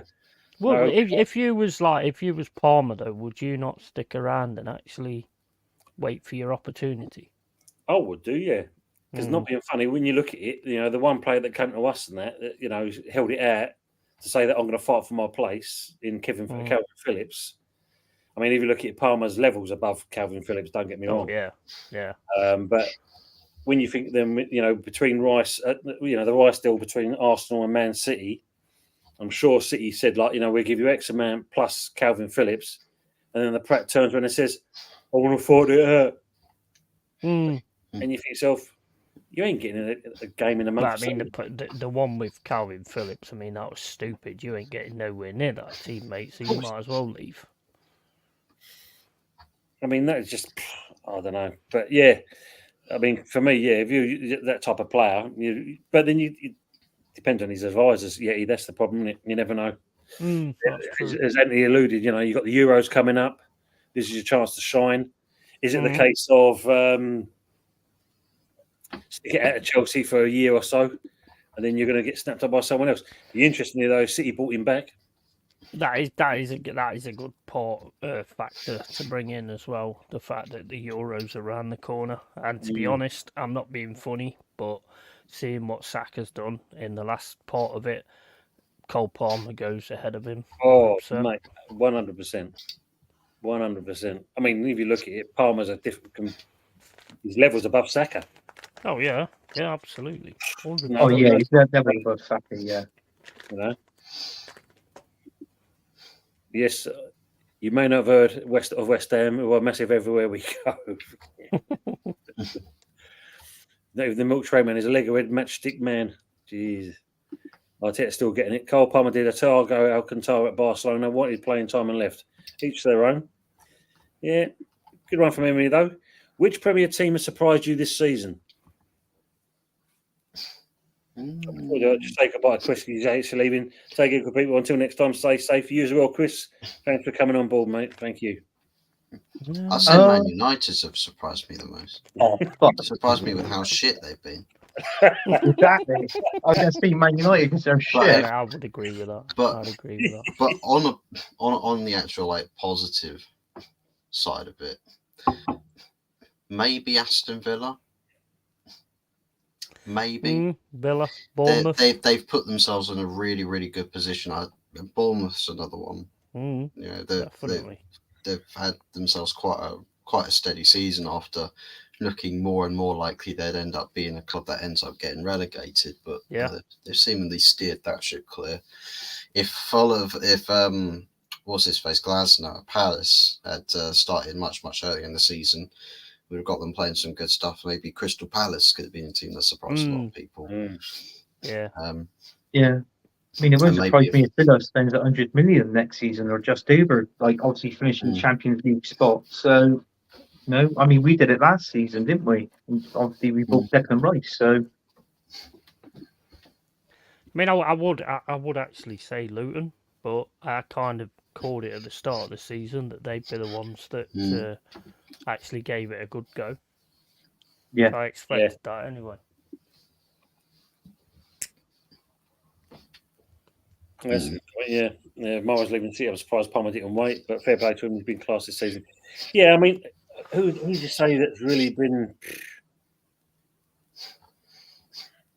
I suppose if you're Cole Palmer, you're sort of looking at it like I probably would have ended up being in the same exact role, or I might have been told I'm going to be in the same sort of role that Phil Foden's in.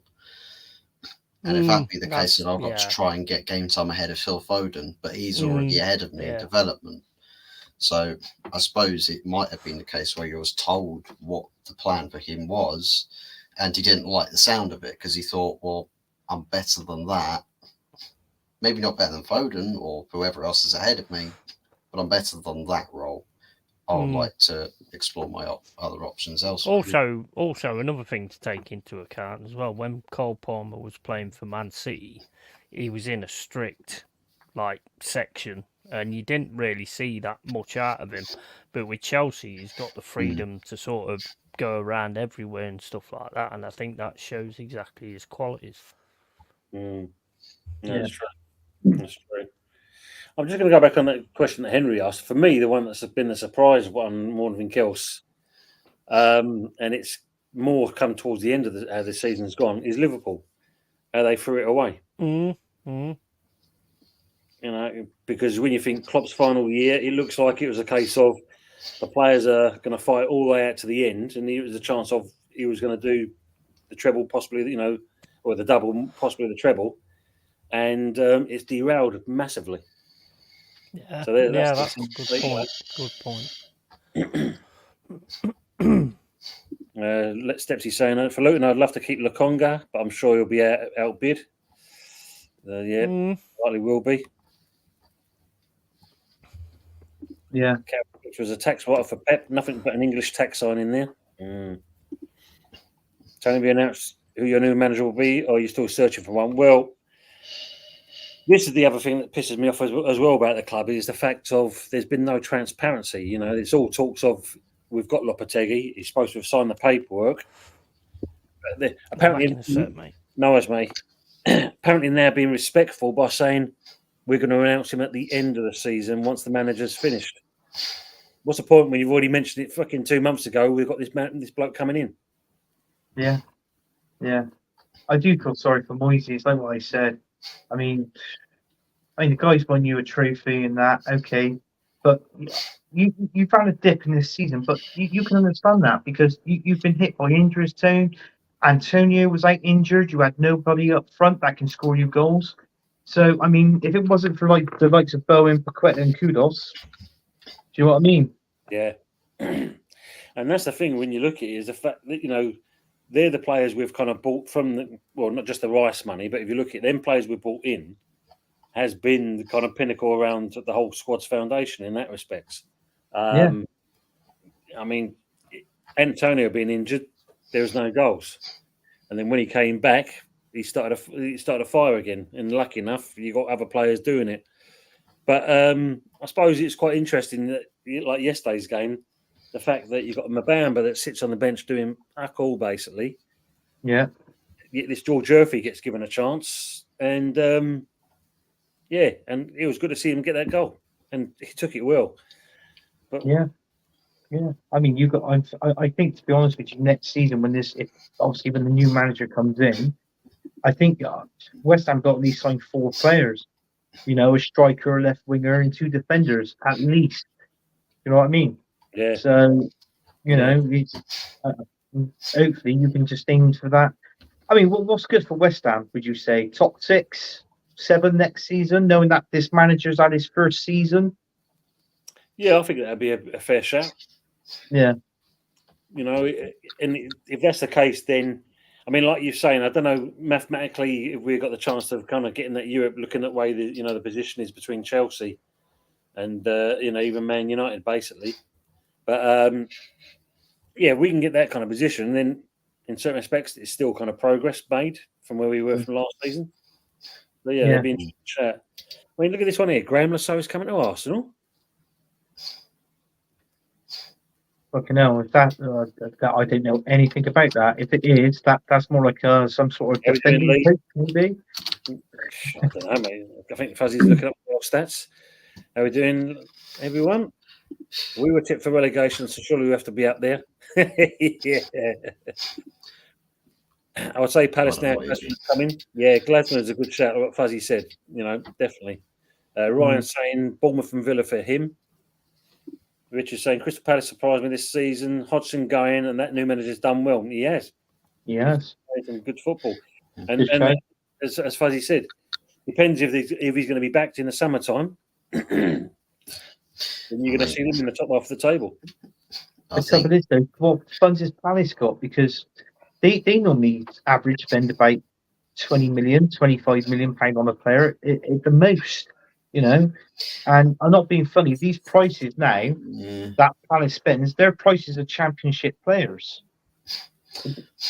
They do a bit like how Brighton go about business. They're another one of those kind of clubs. Yeah. They get the top tier scouts that can recognise the talent early and go for those guys. It's just when their key players for this season get poached. It's like Elise. Word has it is he has a release clause that people will say, it's about 60 mil. Well, apparently it's actually cheaper than that. There's a few hoops you have to jump through to fulfill that release clause, but it's cheaper than 60 million. There's quite a few clubs that would look at that and go, that's a reasonable price, considering you've got then Everton trying to say, well, Branthwaite's going for 80 million, boys. He's going for 80 mil. Yeah. Barkley this comment is for England. Barkley instead of Henderson for England? I would. Southgate won't. Fuzzy, on Steps' question, I'm going to ask you a question about this. The problem that you've got in your goalkeeper, would you have picked Henderson to have been your first team goalkeeper if they wouldn't have got rid of him? No, it would have still been De Gea for me. But I'm just saying, if he was still at Man United, Henderson, would you have picked him over Oana? To be honest, I don't really know. Maybe, but I mean, look at Henderson. He probably does a similar job to what Onana does in terms of ability. They can make good saves. They both can do similar things with the ball at their feet. One's probably playing at a club where there's a whole heck of a lot more pressure, and both goalkeepers can have absolute moments of madness. It's like against West Ham, the ball that Henderson let in. If that's Onana, he's trending for the rest of the month. Yeah. They've both got it in them. The bozo gene in goalkeepers. You want somebody who can just do the basics. Maybe if saving ability, if it's not quite there. If it's like, for instance, Tom Heaton. It's not really a goalkeeper that goes around making howlers week in, week out, or putting your spotlight on himself. It's like, hey guys, look at me. I'm here for all the wrong reasons.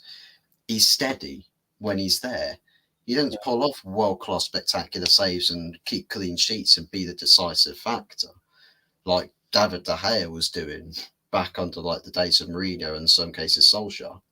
It's like when we went to the Emirates, we won 3-1, but it was literally all Arsenal. And everyone was just like, what the fuck, David? Why? How? Why now? Why today? Why have you turned into the best goalkeeper of all time today? But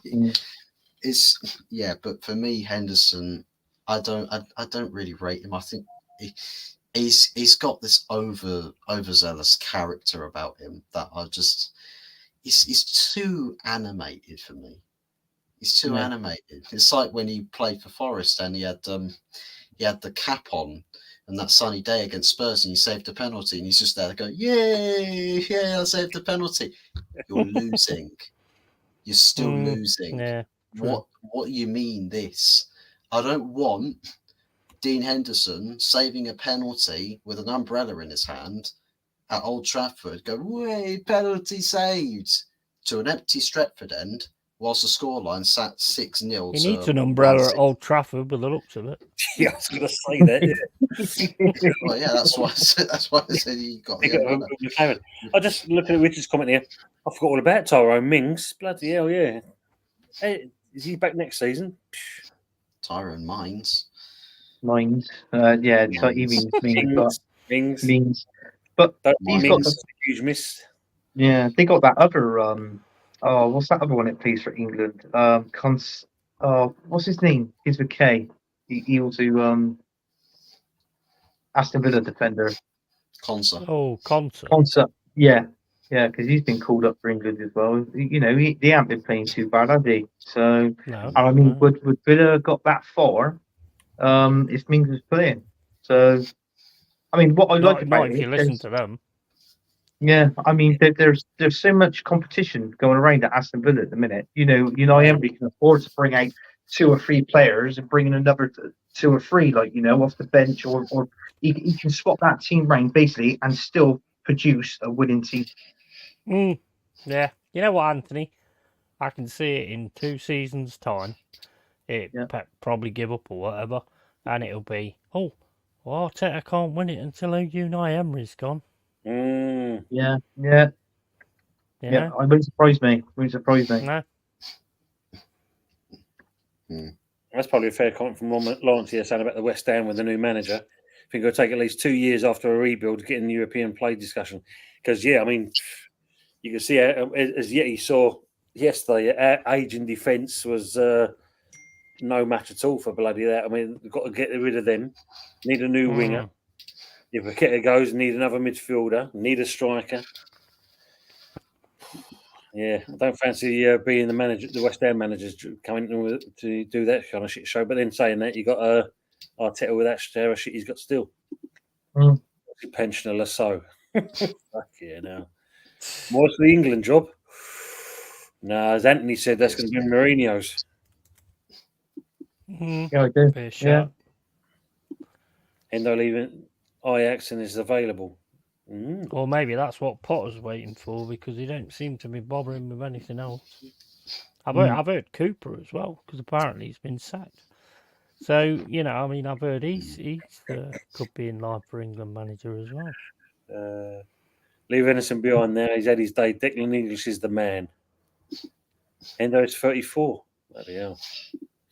I won't take Barkley or Henderson from England. Go with future now. Rice, Bellingham, Palmer, Foden, Mainu.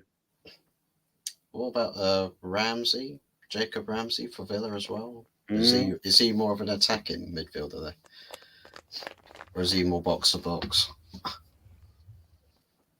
think he's more attacking, I believe. Yeah, he's a bit more attacking, isn't he? He's a bit more attacking. Mainu, behave. Oh, he's a good player, Mainu, Stepsy. I like him. Mm. Too many Hendersons. Oh. Need more than a bloody umbrella with the leaks I saw today at Old Trafford. Honestly, you couldn't even take the day. You couldn't even take the Titanic to Old Trafford. It'd still find a way to sink. You know, the swimming pool still I full of saw water. one person fishing in the stands. Fishing in the stairs. You know. Well, they'll probably have to actually do the fishing to get all the litter that was lost at the top end of the stadium. It's all filtered down to the beach side. It's having to fish it all out of the river. You know, the frightening thing about it is that's out there now, but the Glazers are going to look at it and not give a toss. No. They're not going to give a toss. Well, the Glazers won't. They won't care. Surgeon Ratcliffe in the was at the stadium. He's going to have seen all of that going on. He's going to hear all the buzz going on about it. Bloody Labour leader Keir Starmer was in the stands next to him having chats about potential talks of renovating the Trafford area. So, I mean, there's probably the conversations. I mean, that's what I expect from my politicians to sort fucking Old Trafford out. Well, yeah, they need all the bloody help they can get from all the local council to fix that shit. But it's just the case now. I think that they've seen the disgusting conditions of that stadium. They've seen it with their own eyes, and it's like, yeah, that's disgusting. We do need to do something about that. Wouldn't the health and safety get? I mean, what are your health and safety doing? Because surely they must have seen that kind of thing. Why haven't they pulled it up? I don't know. They're probably employed by the Glazers, but they've got to bring them over from Florida. Yeah.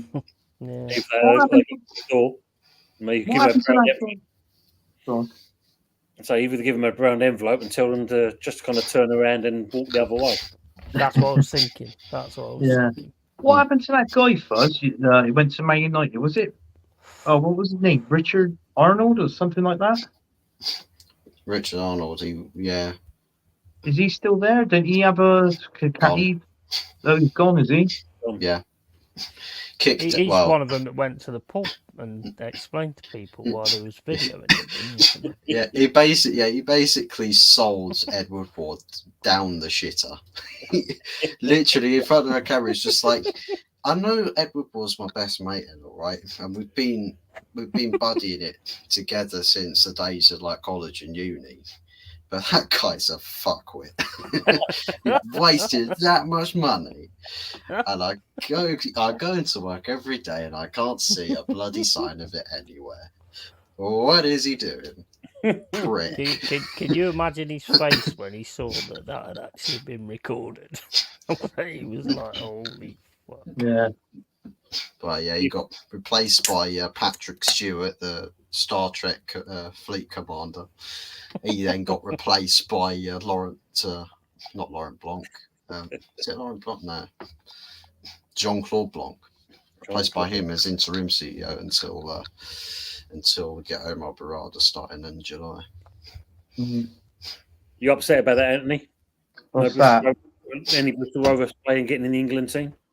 No, apparently they're going to Man United to boost up some of the morale, I've been told. We need some of the squad depth. Load some of the players for the couple last games of the season. Might actually stand a chance of beating Newcastle and Brighton. Yeah. Did you just say this shit? Yeah, Potter rejected the Ajax job recently, apparently, didn't he? Yeah, I don't know. Yeah, apparently so. I don't know if he rejected. He don't want work, does he? Yeah. But he probably got a good payoff from Chelsea, no doubt. No, I bet he's on the dole. And he's like, yeah, I don't want it. They're all holding. I'll play Football Manager. I'm not bothered about doing it. No, they're all holding their breath for the phone call from Surgeon Ratcliffe. They're all just like, these are all the jobs at our levels, right? But we are all like, we may all be so shit at managing, but we might actually still get a really prestigious job. Let's wait it out, guys. Let's wait out the storm. Oh, Christ. Would you take Potter?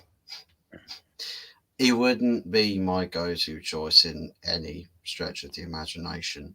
No, but still got the number 3 anything's- with Southgate then. Anything's better than Southgate.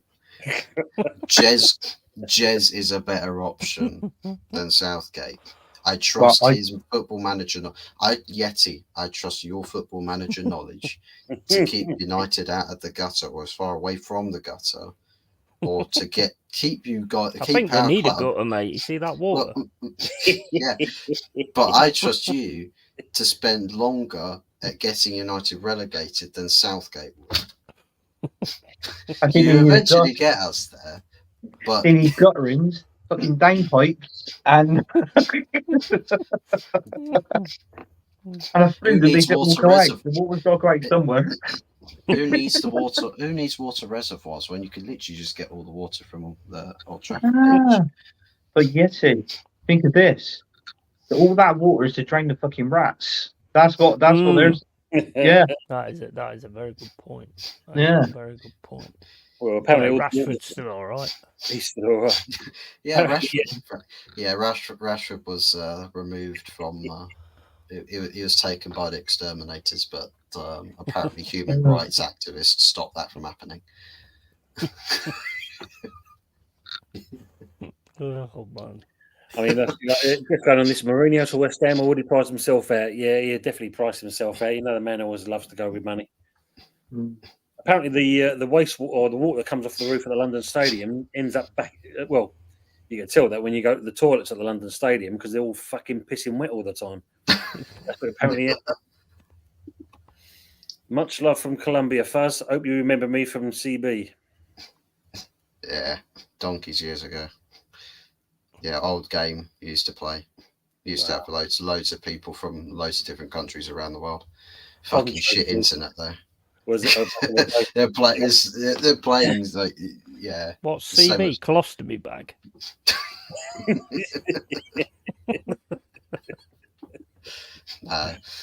It's an old Roblox game. Kieran Arsenal fan, he ain't helping you lot out. Dear me. Maybe a vaccination before you enter Old Trafford. Bloody hell. We are Titanic FC. We are sinking fast. West Ham job would be a comfort gig for Mourinho. He could turn around and say, they didn't back me. I did the best with what I had. Yeah, that's good. He's on Good Morning Britain, you know. And question for you, stick or twist with Jesus next season?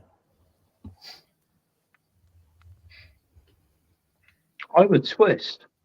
If it means break, like, you know, if we can get. Go on and twist. Well, it cost us 45, so if we get like 55 million for him, maybe 60, that can bring another player in. We're just waiting for you to do the twist there, Andy. That's twist. Oh, sorry, I skipped. Yeah, twist is the twist. I was already fucking That's stuck. not a twist. That's a sway.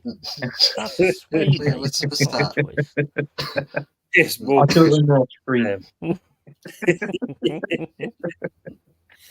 But I've said it before. To be honest, I'd get rid of Jesus because he's no good on crosses.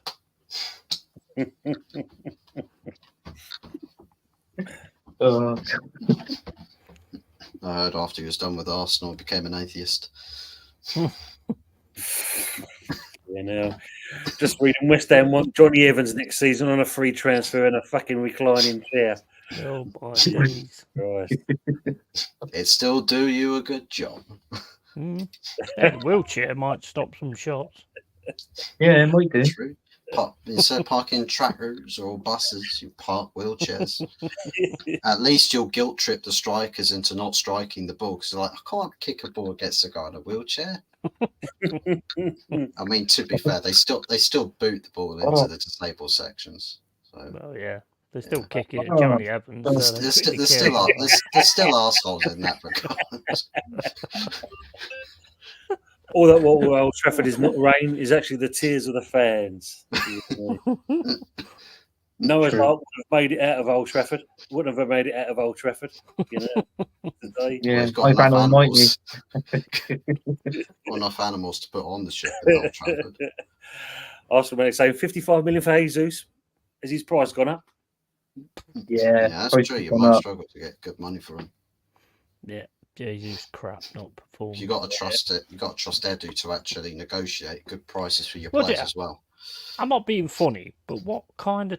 You can only get one kind of twat manager, yeah, that would have a goalkeeper saying, I can't concentrate for 90 minutes, and a fucking striker saying, scoring goals ain't my specialty. But apparently, it's striker's job not to score now.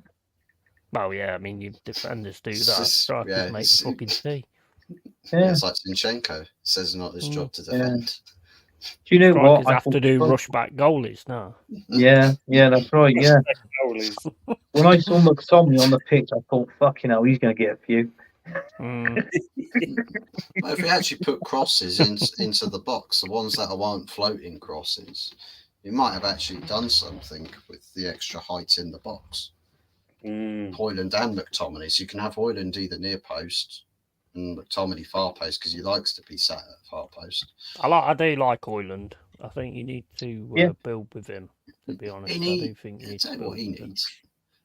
He just needs a first team striker to work with, Mm. and not somebody who's wrapped up in bandages and constantly driving in an ambulance everywhere. He needs fucking therapy to play him for Man United. Fucking hell. There. I'm just thinking about what he said though, the old goal rush keepers, and you just remember that one team had 10, the other had 11. Yeah, I'm going to go up there. Cover me in goal. Fuck that. He keeps running for the clappers. Oh, hey, I sent Tony a video yesterday of West Ham versus Man City, and you should have seen the state of that pitch. Fucking hell.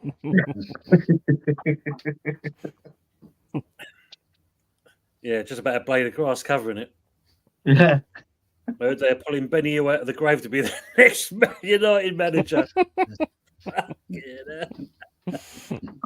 That'll be the walk-on theme as well for Old Trafford. If they do that, then Ten Hag's not got to be there because the old game he's just going to be running after him, smacking him on the top of the head. Ridiculous these prices of players. Yeah, it is. They're outpricing each other these days. 1 year for Jesus swap deal. Oh no! I mean, the thing is, Wadley's injured all the time. No. He's a good player, but I wouldn't swap him for Jesus. I don't think there's any player forward-wise who I would swap him for in Arsenal. To be fair, yeah, exactly. Well, probably Smith Rowe probably out of the one of them. I'll take him. I'll swap him for Haaland. Yeah. Can you imagine that? Honestly, I'll give up you. I'll just give up YouTube if I see that's breaking. Erling Haaland signs for Nottingham Forest, and one goes the other way. Well, his dad used to play for us, so you never know. Yeah, one day. That's true. That is true. Well, no, I think it's more likely that Haaland would actually sign for you today, and Erling Haaland would. Yeah, then we could have disabled players like you've got. Yeah. Physically, we got physically disabled like the guys on the injury list, and you got the mentally disabled ones putting PR statements out. Also, saying I'm still waiting for Sao Paulo to do us that good relations favour and provide us the next Ronaldinho, Ronaldo, Vinicius Jr., Pele, Romario. I think I better stop waiting. Yeah, just like you're going to be waiting for a bloody title as well. Unfortunately, Arsenal Manic. Stepsy saying jumpers for goalpost and rush good times. Yeah, they definitely were. Or used to get fucking twigs, stick them in the ground. That'll do as a goalpost. No one's going to take their jumpers off in the fucking winter. No, just get a couple of water bottles and just stick in there. They'll be uneven. You know what? Back in the day, I used to be a good goalkeeper, and I was in the rush back duty, and I was running back, and I actually slipped, and I was like going over. The guy had the shot because the goal was open, and it still hit me on the fucking head and didn't go in.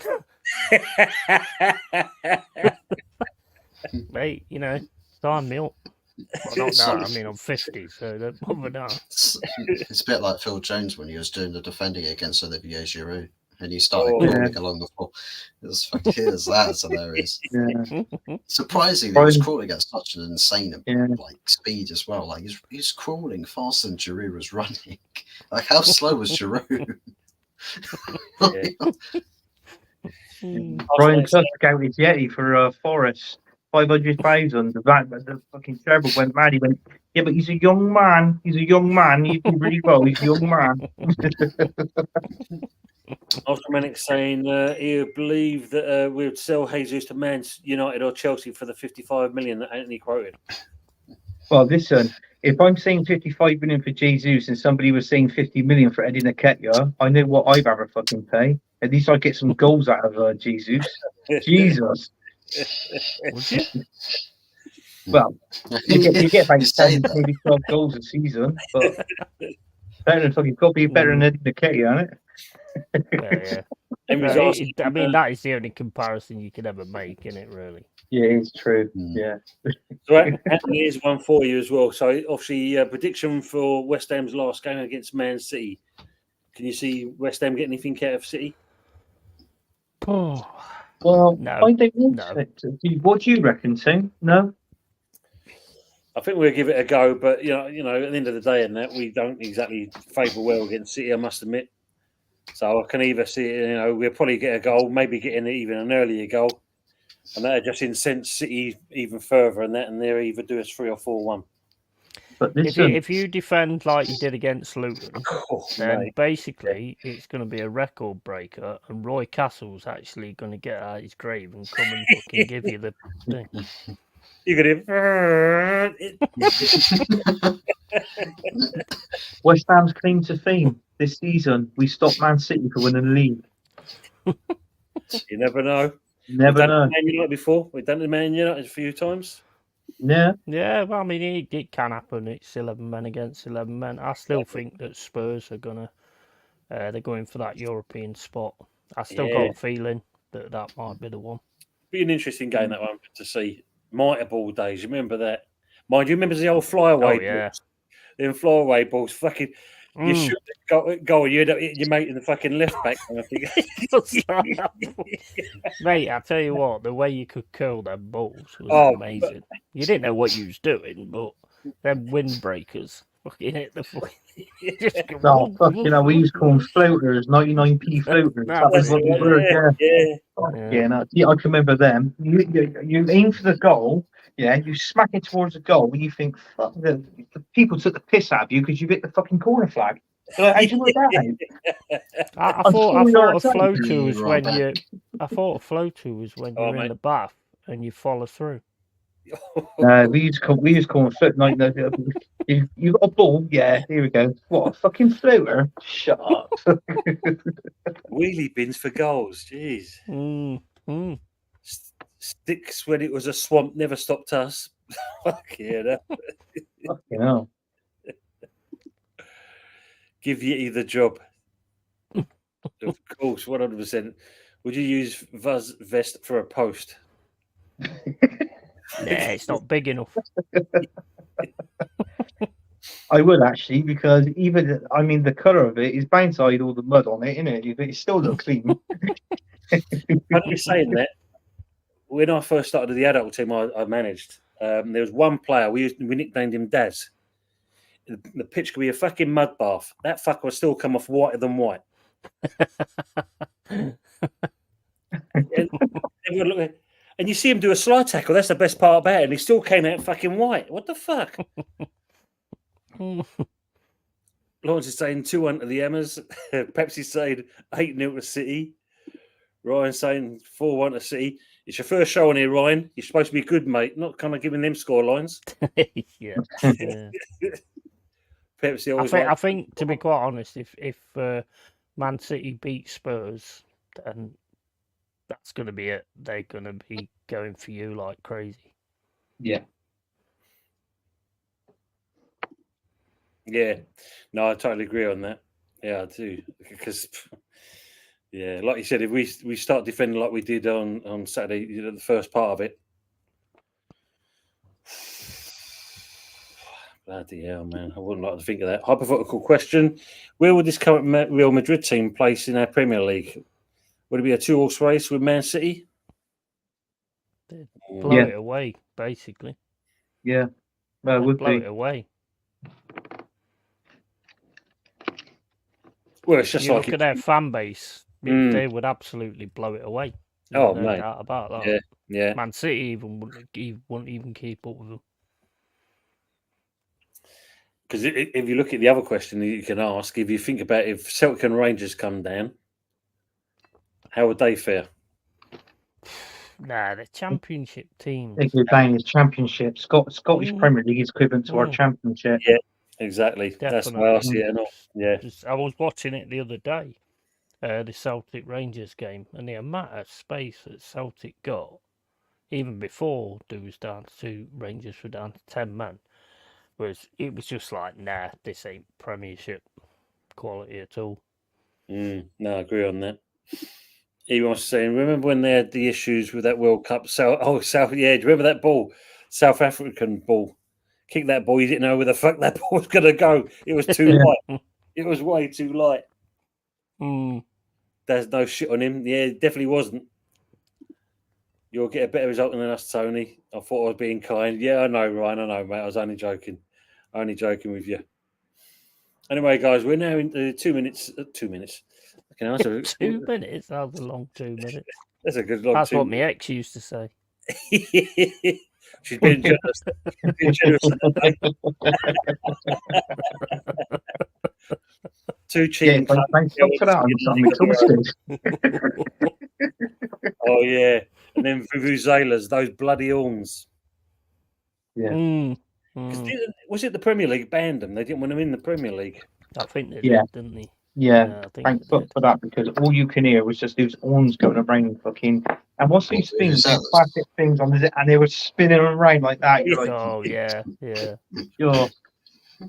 oh, nothing can beat the annoying cowbell player. Dum, dum, dum, dum. Oh my God. We're just saying, think Man City will give West Ham a hiding last day. Chelsea have Arsenal and Bristol City in the FA Cup.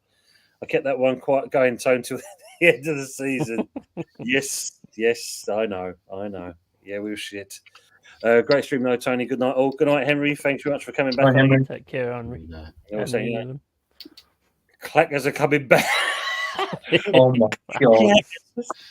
I'm making a comeback. Do you remember them? Fucking oh man! Then they made him out of plastic. They were shit. You need to bring the kazoo. Yes. Bring the kazoo back. Oh, you remember there as well? Kazoo's fucking. What was the other thing? The old stylophone. Oh yeah. Them plastic clackers. If you did it too forcefully, and that fucking thing used to fly off.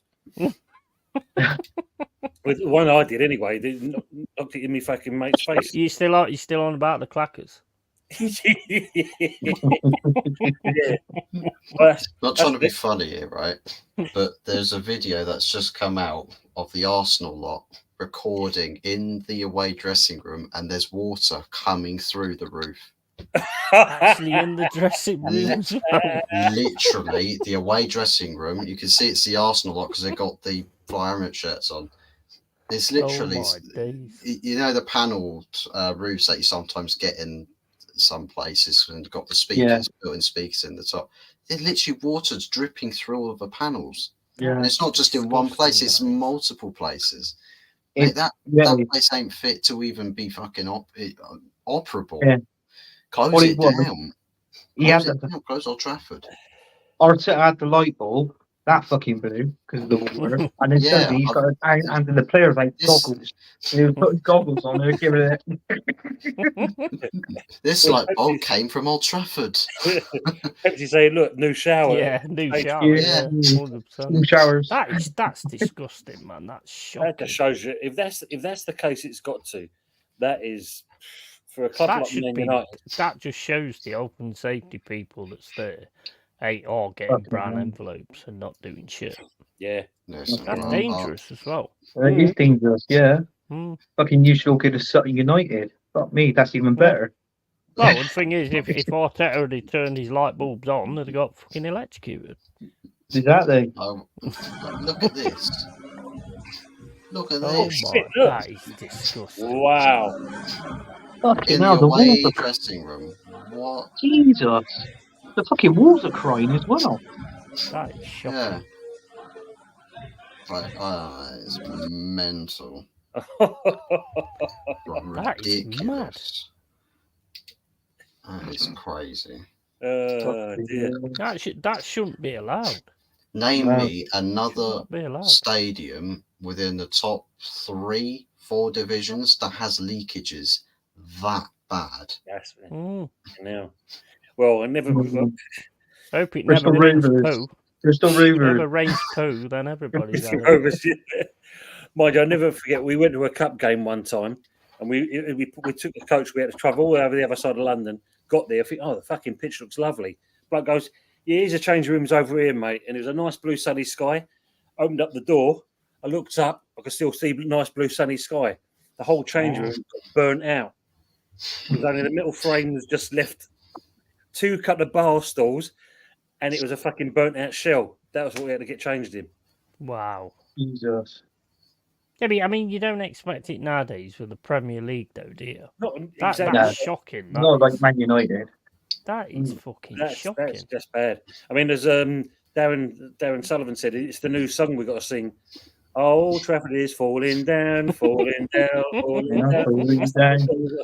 I'm afraid that's what's going to end up coming next, though. Because I mean, we've got if there's the gappages where water's getting through that easily. I mean, Christ Almighty, the rust on some of the structures that haven't been analysed yet. Got some cracks in some of the structure around key areas of the stadium that haven't been analysed. Wow. Yeah.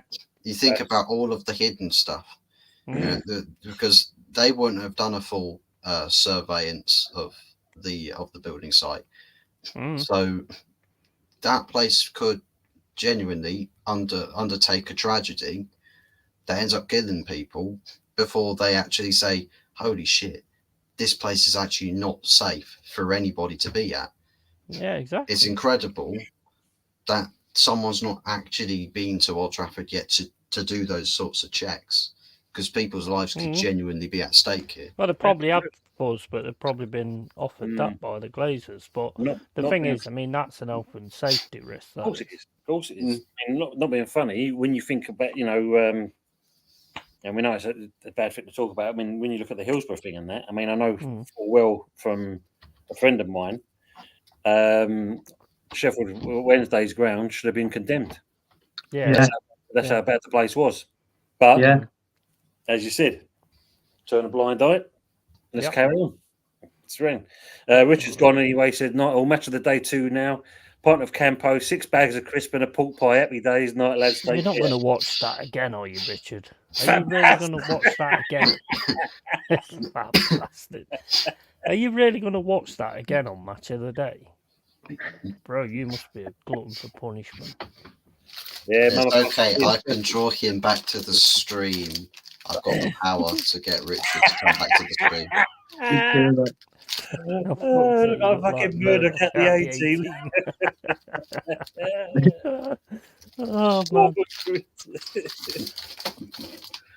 Out of his bathroom. Yeah, fucking hell. You know what? I pissed myself there if all of a sudden you start of seeing water come out of Fuzz's ceiling. Yeah. It's like it must be a Manchester United fan thing. Exactly, like, as the mummy said. Yeah, we already said, didn't it? You thought health and safety would have headed the place condemned. Yeah. Sure, yeah. I mean, I tell you what, with there's certain bad things about social media, but there's certain good things, because things like that need to be out there. You know, they actually need to be out there and some people are probably going to lose their jobs over that because you've not done your job. The worst place I've seen than that was Luton Airport, when it was literally a waterfall coming through the roof. But that's in the change room. So imagine how deep that is in the stadium, and you're seeing that going on.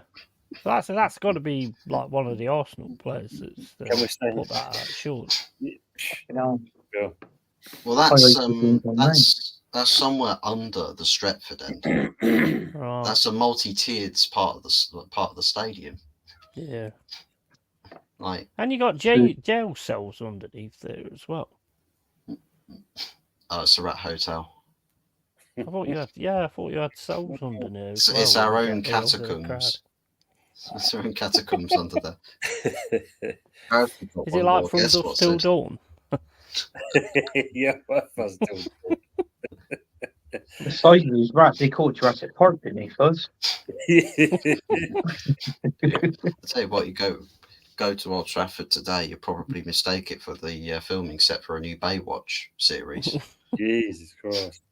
People running around with lifeguard kit on. I bet the executive boxers, I bet they're all right though, aren't they? Lawrence is asking, quick question for the panel. Out of your 4 teams, who are the most recent European champions? Apparently he's asking for a friend. Well, first there's West Ham. Then there's Man United. Then there's Nottingham Forest. Then there's never Arsenal. And then, Cup Winners' Cup. When? Cup Winners' Cup. Yeah. Cup Winners' Cup. Was that your own one? Glorified. We beat Parma 1-0 in the Cup Winners' Cup, and Smudgy got the goal. Are we talking Champions League though, or are we talking chocolate trophies? Well, he said European Cups. Yeah, but most recent European champion. Oh, right. Well, in that case, not you, then, is it? No, it's not us. Yeah. It's like a fucking humor. Absolutely. Their shit is leaking. Yep. The theatre screams and leaks. Old Trafford filming location for Waterwell movie sequel. Yeah, 100%. Probably going to spend the same budget for that and all. Oh, they slaughtered Ronaldo when he said the place was falling down. Said he was lying. Oh, yeah, it's true. Yeah, true. It's a good shout there, Mama. Yeah. That was a good shout. If Bruno Anthony, Casemiro, Rashford weren't getting under $1 million per week, they could have fixed the leak. Yeah, it's true. Luton Hill built in 2 minutes while Rome took 1 day. Yeah, very true. 1994. Big up, Moss. Good to see you in here. The waterfall at Old Trafford has been the best thing to watch this season. Rats and floods at Old Trafford. Glazers calling Qatar immediately for repair. They need their money for a repair. Anyway, guys, we're getting near to the end anyway. So, Fuzzy, if you'd like to shout your channel out, please, matey. Yeah, you'll find me on Robbers44 OG on YouTube. Probably a bit late to doing match reaction things, so I'll probably do something for that tomorrow morning. And then maybe if Jez is going to do a match review as well himself on his stream, then I'll probably leave it over there as well if he would like me on there. If he sends me the invitation, I'll be more than happy to jump on there. Then nothing necessarily planned until Wednesday, where we got the good, the bad, and the ugly. I think it's episode 18. So we're flying through the episodes with that show, and it's quite bangingly good. So do be sure to check that out if you haven't done so already. Aside from that, big ups to everybody in the chat, everybody on the panel as well. Always a pleasure to be invited onto the Sunday Night Takeaway show. And make sure you subscribe to everybody featured on the show. Thank you very much. And subscribe to the petitions to get this guy starting a channel. 100k signatures, and we'll put it to the government where it becomes a legal requirement that we enforce Anthony Urban to start a channel. Get signing, people. Get signing. Big up, Ryan. Thanks so much for coming in, matey. Could have been 2 European Cups and for Arsenal if it wasn't Naeem for the halfway line. No. Show much respect. Come on, you irons. Absolutely, Lawrence. Come on, you irons, mate. Thank you very much. There you go. Hot Fuzzy's channel there. You can see it on the link, people. MVP. Flossy. Pepsi summed it up really for the title for Wednesday. Good, the bad, and the drenched. Yeah, the drenched. Might be a midweek special. We'll probably be getting drenched again because we're using the same stadium midweek. against Newcastle. Yeah, absolutely, mate. Yeah. Remember, Flossie, you might need to head down to your local training grounds where you got your players and just give them as many of your wet weather clothing and boats, canoes, everything. Give them all you've got. They're going to need it when they get to Old Trafford. They're going to play in Caggles. They're going to turn it into a water polo. Yeah, look, is Anthony's new channel? Rovers of Tractor. Rovers of Tractor. Yeah, Toonami bring umbrellas. Yeah, TV, like to accept your good channel out, please, mate. Yeah, cheers, matey. Always good to be on the takeaway. Awesome show. Big up to all you guys. We're all doing his own thing, making it work. And be on. Got a review with Wolf sometime this week for the Chelsea game. I'll also be doing a watch along for the Man City Tottenham game with Jez to see his tears. It'll almost be like watching Man United, to be fair. But yeah, so basically, I have the watch alongs at the weekend. You know how it goes, all day, 12 hours, whatever. Football season's about to end. You know, I've got a football manager thing coming up. Yeah, we've got a football manager thing coming up as well, where me and Jazz are going to create our own teams and then start right at the bottom of the leagues with nothing, like 100k or whatever, and we're going to see like who can get to the top and all that kind of stuff. So that'll be coming up as well. So yeah, big up to you guys. Massive big up to the chat as well. And yeah, take it easy, guys. So you're going to see 2 lots of tears from Jez then? Yeah, big style. Yeah. So old toilet is trending on Twitter. It's that like old toilet. Right, mate. That serves you right because you keep putting that picture of the toilet behind. Yeah, exactly. Yeah, come back. Karma, mate. Old toilet. Well, we've got old toilet. They've got new toilet. Yeah, they've got the slow action lid comes down. That should be with the new Wembley, like, because Wembley's got the 2 ends bits that do the retracting. They should have done that. That's a big opportunity missed. Yeah, literally retractable roof, but instead of doing that, it goes up like that. That'd be hilarious if they actually did that with a toilet fucking. That'd be brilliant. You see where there's a message on it where it starts to go down. It's like shit's about to go down. Toilet Spurs Shell United. Which saying, and just a quick one, you never support Spurs, but you loved. So, I thought he was fucking going. Yeah, I told you, it's because I showed my bourbons on the camera. He's just like, oh, I'll stick around just for a little bit. He showed you on camera?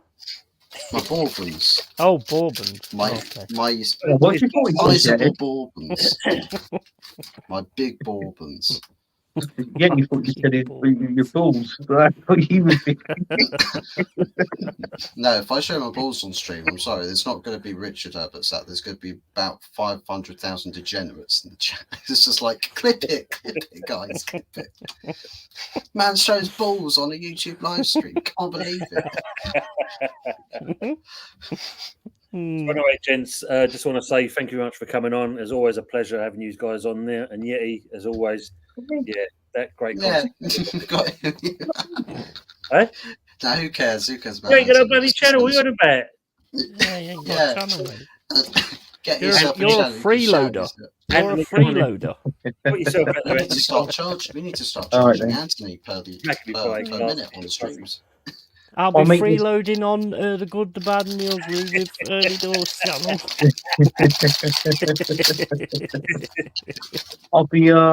I'll make this quick because I know Fuzzy. Obviously, he wants to get back and watch his favourite film, Die Hard. He's already wearing the vest. Fuzzy McLean. He copies the film out in sequence. But yeah, you can find me here on Early Doors Football TV, doing the good, the bad, the ugly. Obviously on this show, the Saturday Night Takeaway. You can see me on Jed's channel, Arsenal History and More, from time to time, which is a good channel, by the way. If you haven't subscribed to that one, make sure you do. and also like and subscribe to each one of these channels as well. Good people, good content, and also a good panelist as well. So big up to you lot, and thanks for everybody for joining in the chat. It's been brilliant.